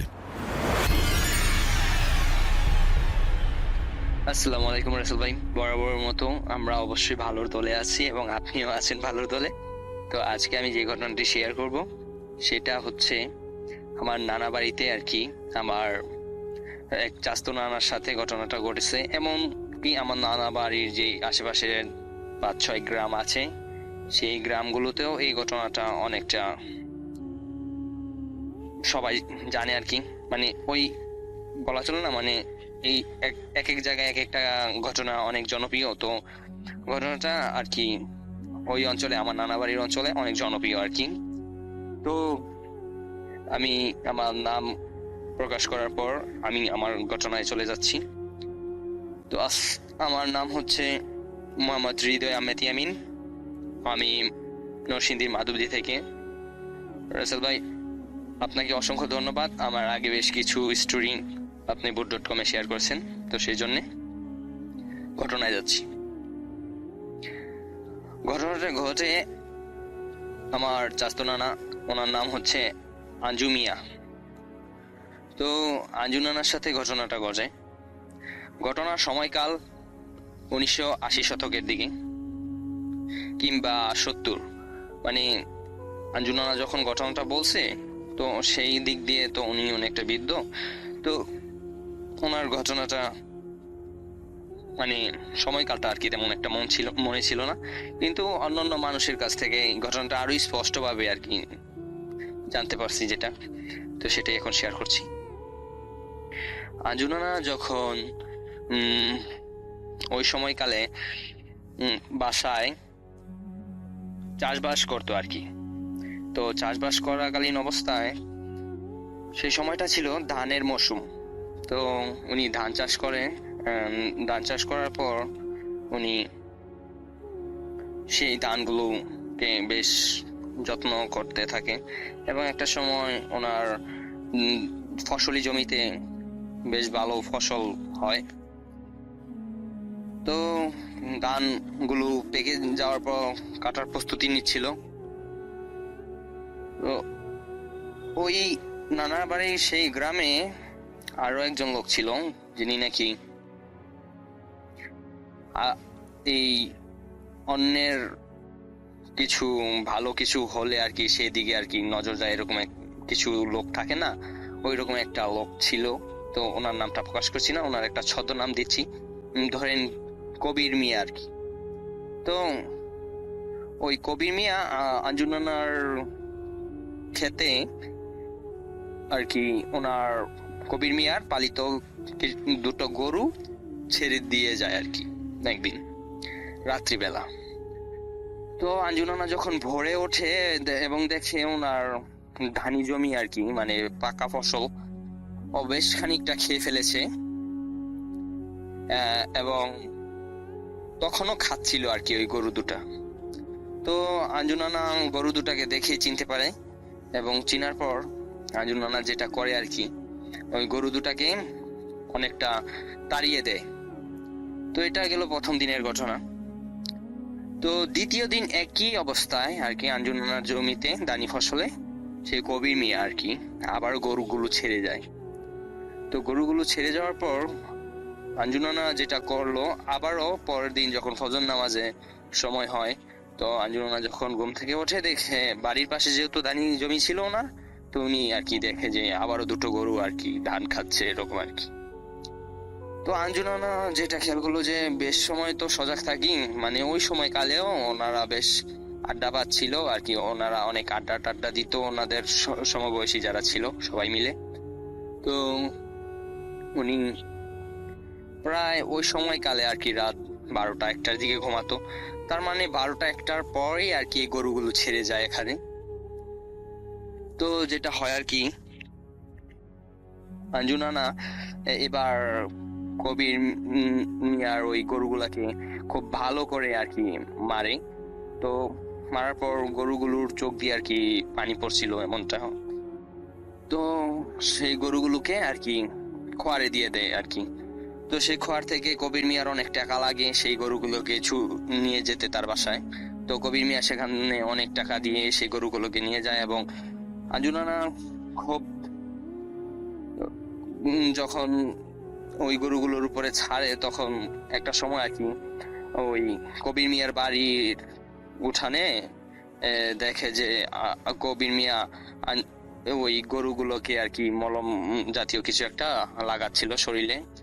তো আঞ্জু নানার এত পরিমাণ রাগ হয়েছিল যে ওই গরুগুলোকে এইভাবে মারে যে ওই গরুগুলার শরীরের চামড়া পর্যন্ত আর কি ছিলে যায়। তো সেখানে আর কি মলম লাগাচ্ছিল এবং কবির মিয়াও কাঁদছিল, গরুগুলো কাঁদছিল আর কি এরকম। তো আঞ্জু নানা আর কি উনি এই জিনিসটা ফিল করলো যে হ্যাঁ ঠিক আছে, এখন আর কবিরের গরু আসবে না, কবিরের একটা উচিত শিক্ষা হয়েছে। তো যেটা হয় আর কি, আঞ্জু নানা একটু নিশ্চিন্ত হয়ে সেদিনের মতো বাসায় চলে আসে এবং বাসায় চলে আসার পর আঞ্জু নানা আর কি সেদিনও একইভাবে আড্ডা মাড্ডা দিয়ে আর কি ওনাদের বেশ সময় হয়ে যায়। তো বেশ রাত হওয়ার পর আঞ্জু নানা যে এখন তো বেশ রাত হয়েছে, তো এখন তো ঘুমিয়ে পড়বো, তা আজকে আর ঘুমাবো না, আজকে লাস্ট একটু দেখি যে কবির আবারও গরুগুলাকে আনে বা নাকি, বা কবিরের আরো অন্য গরু ছিল সেগুলোকে এনে আমার দানি জমিতে ছাড়ে নাকি, এমনটা আর কি। মানে আঞ্জু নানার এমন চিন্তা ভাবনা ছিল যে যেহেতু কবির মিয়ার গরুগুলোকে অনেক মেরেছি, তো কবির মিয়ারও একটা রাগ ক্ষোভ থাকতে পারে সেদিক দিয়ে, যদি কবির মিয়া আবারও গরু আমার খেতে এনে ছেড়ে দেয় তাহলে তো ওই গরুগুলো আমার দানি জমি খেতে শুরু করবে। তো তো সেদিক দিয়ে আমার অনেকটা লোকসান হবে। তো আজ হাতে নাতে আর কি কবির মিয়াকে এবং কবির মিয়ার গরুকে ধরবো। আজ আর ঘুমাবো না, এরকম একটা সিদ্ধান্ত নিয়ে আঞ্জুনানা ওইখানে আর কি ওনার বাড়ির আঙিনায় থেকে আর কি মানে দেখা যাচ্ছিল একটা গাছের নিচে বসে চাঁদনি রাত ছিল ফর্সা, তো চাঁদের আলোতে ফসলি জমিটা স্পষ্ট দেখা যাচ্ছিল বেশ। তো উনি বসে আছে হাতে একটা লাঠির মতো নিয়ে। তো যেটা হয় আর কি, আঞ্জুনানা অনেক সময় বসে থাকার পর ওনার একটু তন্দ্রার মতো চলে আসে, একটু ঘুম ঘুম ভাব পায়। তো হঠাৎ যখন ঘুম ঘুম ভাব পায়, উনি ঘুম ঘুম ভাবটা কাটিয়ে যখন ভালো করে চোখ মেলে তাকায় তার ধানি জমিতে, তখন দেখে আর কি যেটা যে দুটো কালো গরু ওনার ধানি জমিতে ধান খাচ্ছে। আঞ্জুনানা এটা দেখে বলল, একটু ঘুমিয়ে পড়েছি, এই ফাঁকে কবির মিয়া তার গরু দিয়া চলে গেছে, এরকম একটা অবস্থা। তো আঞ্জুনানার বেশ রাগ হয় এবং উনি ওনার হাতে লাঠি নিয়ে সেই গরুগুলোকে তাড়া করতে থাকে এবং গরুগুলো দৌড়ে দৌড়ে ওই গ্রামের যে চক আসছিল ওই চকের আর কি বিলের দিকে চলে যাচ্ছিল। তো বিল বলতে ওইখানে অনেক নিচু জমি আর অনেক পরিমাণে পানি জমে থাকে। তো সেখানে আর কি কোনো কিছু আবাদ করা হয় না, কোনো ফসলাদি হয় না। তো সেটা আর কি সেখানে মানুষ মাছ এরকম কিছু ধরে, মাছ বা হাঁস পালন করে ওই জায়গাতে। তো আঞ্জুনানা আর কি সেই দেখলো খেয়াল করে যে ওনার তারা খেয়ে গরুগুলা ওই দিকে চলে যেতেছে। তো ওই দিকে চলে যাওয়াতে আঞ্জুনানা যেটা করলো, মানে তখন ওনার তেমন কোনো হুঁশ জ্ঞান ছিল না। উনি একটাই কথা যে ওই গরুগুলোকে আবারও গতকালের মতো বেধড়ক মারতে হবে, নয়তো কবির মিয়ার শিক্ষা হবে না। তো ওনার মাথাতে তেমন সেন্স ছিল না। একটা সময় দৌড়াতে দৌড়াতে যখন আঞ্জুনানা আর কি সেই বিলের পাড়ে এসে চলে আসে, তো উনি দেখলো ওনার সামনে আর কোনো গরু নাই। অ্যান্ড আঞ্জুনানা খুব শকড হয়ে যায়, রাসেল ভাই, যেটা হয় আর কি যে আমি তাহলে কার পিছনে দৌড়াইছে। এমন না যে গরুগুলা অনেক দূরে দৌড়াচ্ছে, জাস্ট গরুগুলা আর কি আঞ্জুনানার কাছ থেকে নাকি 10-15 হাত দূরে দৌড়াচ্ছিল এবং চাঁদের আলোয় স্পষ্ট গরুগুলোকে দেখা যাচ্ছিল। কিন্তু আঞ্জুনানা মানে মানুষ দৌড়ায় বা যাই করে চোখের পলক ফেলে না, মানে চোখের পলক ফেলতে না ফেলতেই দেখে সামনে কিছু নেই, মানে ওই গরুগুলো একদম ফিনিশড। তো আঞ্জুনানা ওইখানে অনেকটা শকড হয়ে যায় এবং বলে, গেল কই গরুগুলা?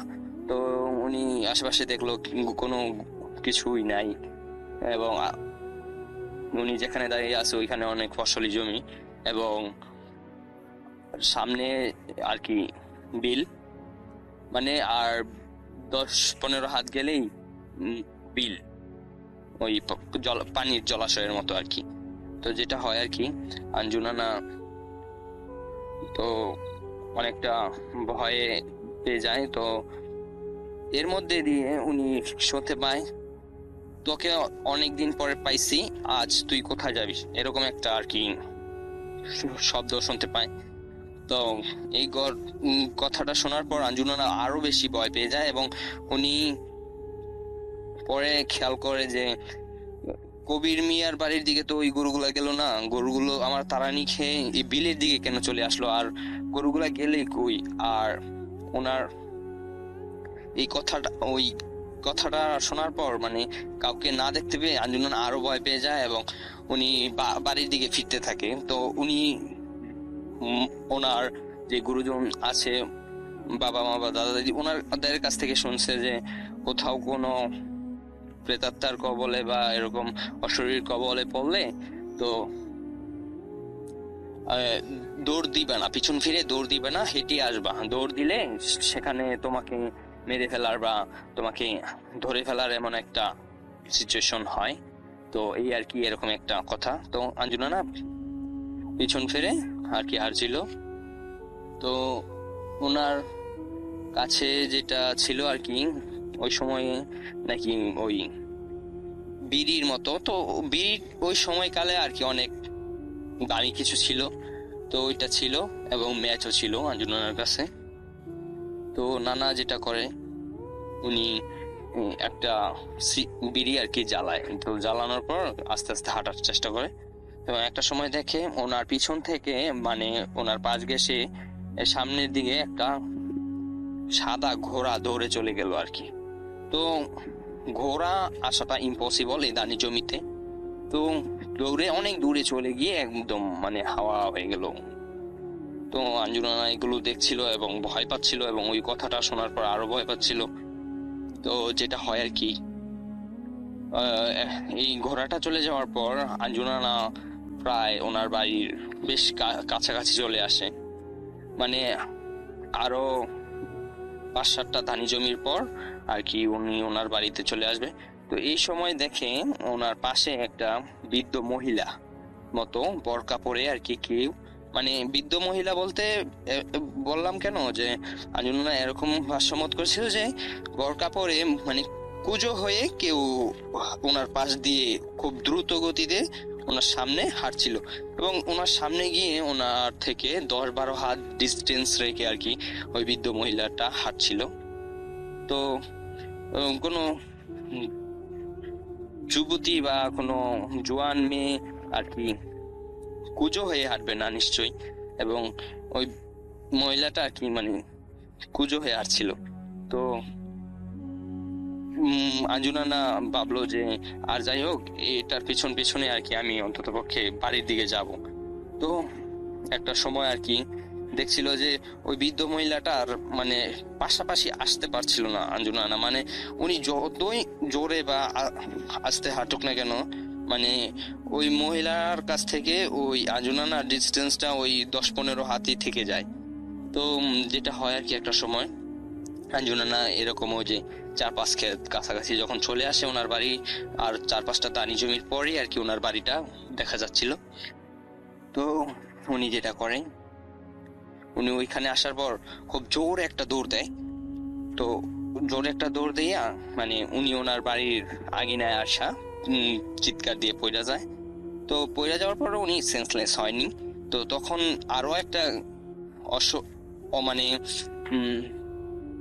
একটা মানে কাউকে না দেখতে পেয়ে একটা আওয়াজ শুনতে পায়, যে খুব ভয়ঙ্কর একটা আওয়াজ, যে আজ তুই বেঁচে গেলি কিন্তু অন্য কোনো দিন যদি তুই আমাদের কবলে পড়স তাইলে আর বাঁচতে পারবি না, এমনটা আর কি সেই আওয়াজে শুনতে পায়।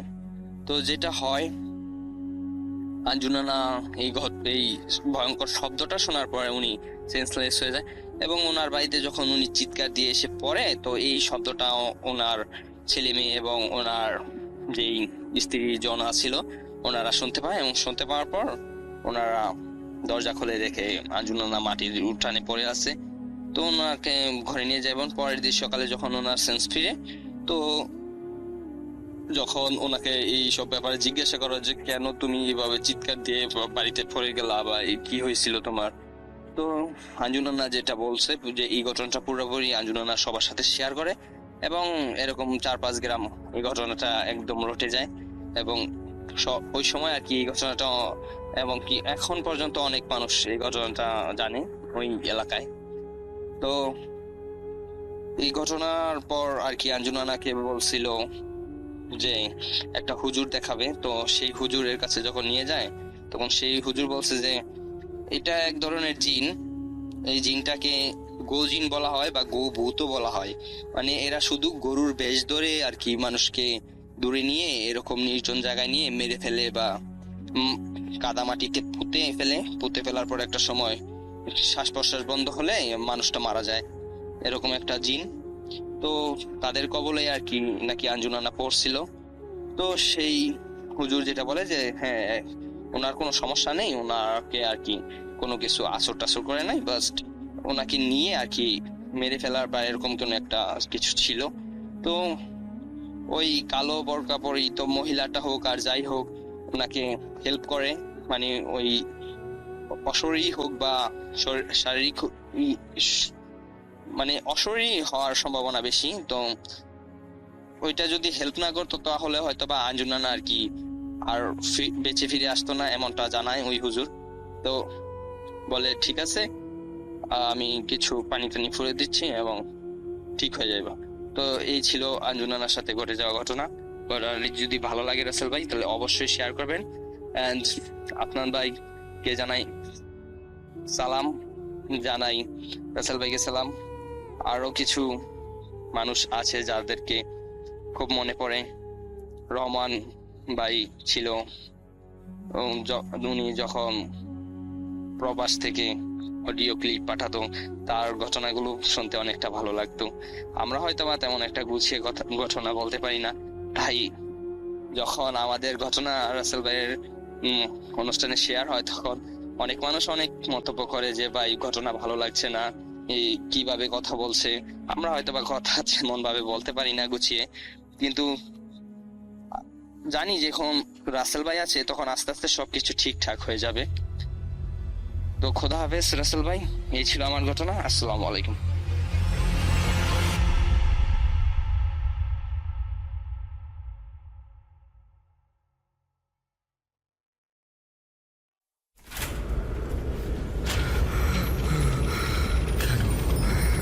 কেন তুমি আসো? আমি শুধু তোমার সাথেই থাকতে চাই। তুমি চলে যাও, চলে যাও, প্লিজ চলে যাও। Booth.com with Russell. 199তম এপিসোড চলছে, শুনছেন ভূত.com। আমাদের ইমেল অ্যাড্রেস russell.booth.com@gmail.com। আমরা একটার পর একটা ঘটনা পড়ে যাচ্ছি। আপনারা সবাই 200তম এপিসোডের প্রস্তুতি নিচ্ছেন নিশ্চয়ই, আমরাও প্রস্তুতি নিয়ে যাচ্ছি। জানি না কতটুকু আপনাদের আনন্দ দিতে পারবো, আপনাদের কতটুকু ভালো লাগাতে পারবো, কিন্তু আজকের এপিসোডটি কেমন লাগছে সেটা জানাতে ভুলবেন না। স্বাধীন মিউজিক অ্যাপের যে কমেন্ট সেকশন সেখানে কমেন্ট করুন, এবং মেসেজে গেলে আপনারা দেখতে পাবেন স্বাধীন মিউজিক অ্যাপ বলছে যে আপনারা 5 স্টার রেটিং দিয়ে চাইলেই 1 বছরের ফ্রি সাবস্ক্রিপশন পেয়ে যেতে পারেন। তাহলে কিন্তু দারুণ, তাই না? প্রত্যেক শুক্রবারে নতুন নতুন এপিসোড, প্রত্যেক রবিবারে নতুন একটি ঘটনা। কেমন হয় যদি সাবস্ক্রিপশনটা হয়ে যায় 1 বছরের জন্য? দেরি করবেন না, ফার্স্ট 5 স্টার রেটিং দিয়ে ফেলুন। আমরা চলে যাচ্ছি আমাদের পরবর্তী ঘটনায়।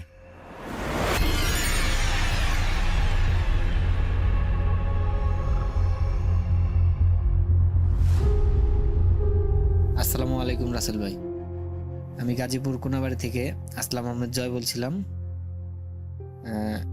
আমার সাথে এক বড় ভাইয়ের পরিচয় হয়। তার বাসা হলো আপনার নেত্রকোনা কেন্দ্র থানার।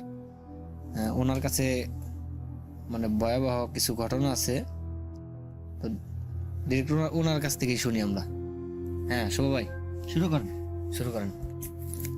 আসসালামু আলাইকুম রাসেল ভাই, আমি শিবলি আহমেদ শুভ। আর দেশের বাড়ি আপনার নেত্রকোনা কেন্দুয়া থানার চিরাং ইউনিয়ন, গ্রাম চিথুলিয়া। এটা অনেক দিন আগের এক ঘটনা, যেটা আমার বাবার সাথে ঘটেছে।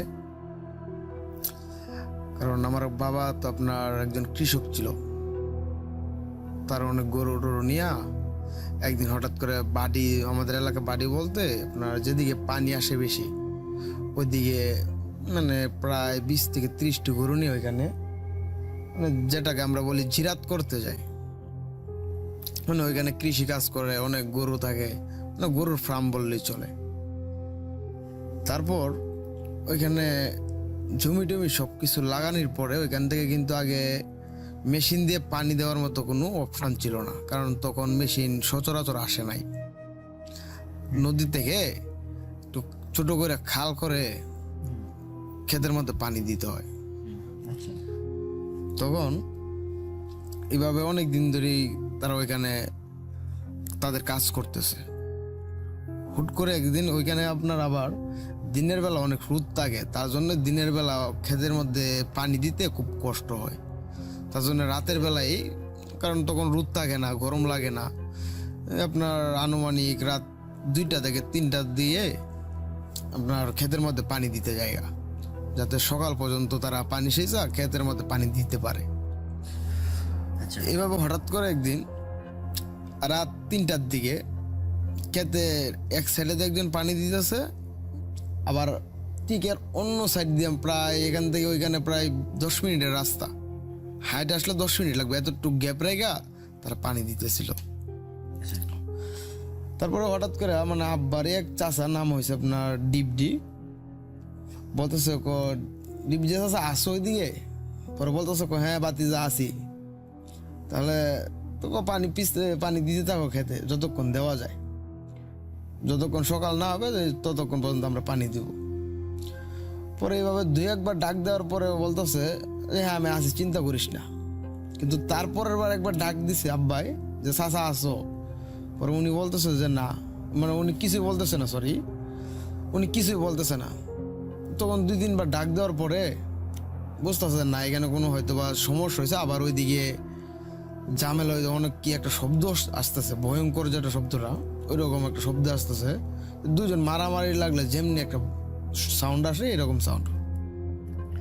পরে ক্ষেতের ওই মোড়া থেকে আস্তে আস্তে হাইটা তখন রাত নাকি বাজে প্রায় 4টা, মানে ফজরের আগ মুহূর্তে। তখন আব্বা ওই দিক দিয়ে পানির শেষ রাইখা এদিক দিয়ে আসতেছে মামারে চাচারে দেখবার। হাইটা আইসা দেখে এখানে তার চাচা নাই। তখন তো মানে একবারে বেক্কেল হয়ে গেছে, এখানে তো কোন কথা বললো আমার না বইলা আমার চাচা আমার এখানে রাইখা চলে গেল। তার জন্য আব্বা খুব কষ্ট পাইছে মনে মনে। তারপরে হুট করে দেখে কি যেখান থেকে পানিটা তুলে ওই দিক দিয়ে অনেক কাদা আছে, কিন্তু ওই কাদার মধ্যে পুরাটা শরীর ঢুকে হেলাইছে। ও শুধু একটু মাথার চুলটি থেকে একটু কপালটা বাইর করে রাখছে। পরে তো দেখছে যে এরকম অবস্থা। পরে তারে 2জনে মিলে পরে আরো 2জনে ডাক দিছে, তারা আইসা ওই পুকুর থেকে ডাক দিয়ে টাইনার তুলছে। ধাম দিয়ে তোলার পরে শরীরে অনেক জ্বর আসছে। মানে আমার দাদা, আমার যিনি আমার আব্বার কাকা লাগে উনি, ওনার শরীরে গায়ে অনেক জ্বর আসছে। ওষুধ খাওয়াইতেছে, ভালো হয় না। অনেক কিছু চিকিৎসা করলো, তাও ভালো হয় না। তারপরে কবিরাজরে দেখায় আল্লাহ রহমত করছিল, তার জন্য উনি বাইজে আসছে। যে জ্বর আপনার ডাক্তারে ভালো করতে পারতেছে না, সেখানে কবিরাজের কাছে যাওয়ার পরে তাবিজ দিছিল। তাবিজ দেওয়ার পরে ওই নিয়ম কানুন গুলা মানতে পারছে, তার জন্য সে সুস্থ হয়েছে। এখন আল্লাহর মতো সুস্থ আছে। তারপরে ওনার কাছ থেকে জিজ্ঞাসা করলো যে, আমার বাবাই জিজ্ঞাসা করলো যে কাকা তোমার কি হয়েছিল, সমস্যা কি হয়েছিল এদিকে। পরে কয় ও দেখাবো যে এখানে পানি সিস্তাছি, হঠাৎ করে আমার সামনে দৌড়ে একটা কি আইতেছে আমার কাছে আইসে।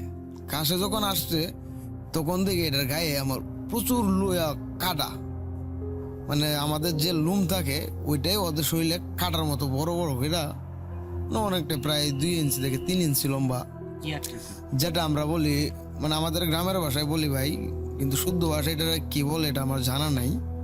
আমাদের গ্রামের ভাষায় এটাকে বলি শক্স, যেটা তিনি। তারপরে ওইটা আপনার মানুষের মতোই মুখ, কিন্তু সবকিছুতে আপনার কাটায় ভরপুর। ধরুন আমাদের মুখে দাড়ি আছে, ওদের মুখে দাড়িটা না, ওদের মুখে কাটা বড় বড়, তার পুরো শরীরে একইভাবে কাটা। তারপরে ওই দূর থেকে দৌড়ে আইসা, মানে আমার আব্বার যিনি চাচা আমার সম্পর্কে দাদা লাগে, ওই দাদার কাছে দৌড়ে আইসে, জড়াইয়া দৌড়ে লাইছে। আবার উনিও সাহসী, আগের দিনের মানুষ তো, তারা কিন্তু অনেক সাহসী থাকে, কারণ তারা এইভাবে চলে অভ্যস্ত। তার মাথায় এতটুকু সেন্স ছিল যে একমাত্র কামড় রে ভয় পায়। যদি যে কেউ ধরে সেক্ষেত্রে যদি সে কামড় দিতে যায় শখসরে, তাহলে এটা আর কাছে বিরবে না। এটা মানুষের দাঁতের খুব ভয় পায়, বুঝছেন।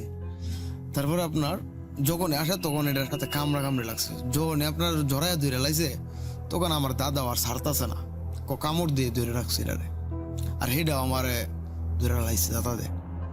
পরে এইভাবে এক অবস্থায় এই উপর শুকনা জায়গা আমার নিয়ে পানিতে ফালাই দিছে। তখন আর আমি তো আর পানির মধ্যে শক্তি কাটাইতে পারি না বেশি। এক হয়েছে কাদার মধ্যে আমার পাট সব ঢুকে গেল। তারপরে এভাবে কামড়ও আর দিতে পারতেছে না, তারপরে এভাবে এক অবস্থায় আমার ঘাড়ের মধ্যে চাপ দিয়া ওই কাদার ভিতরে ঢুকাই আলাইছে।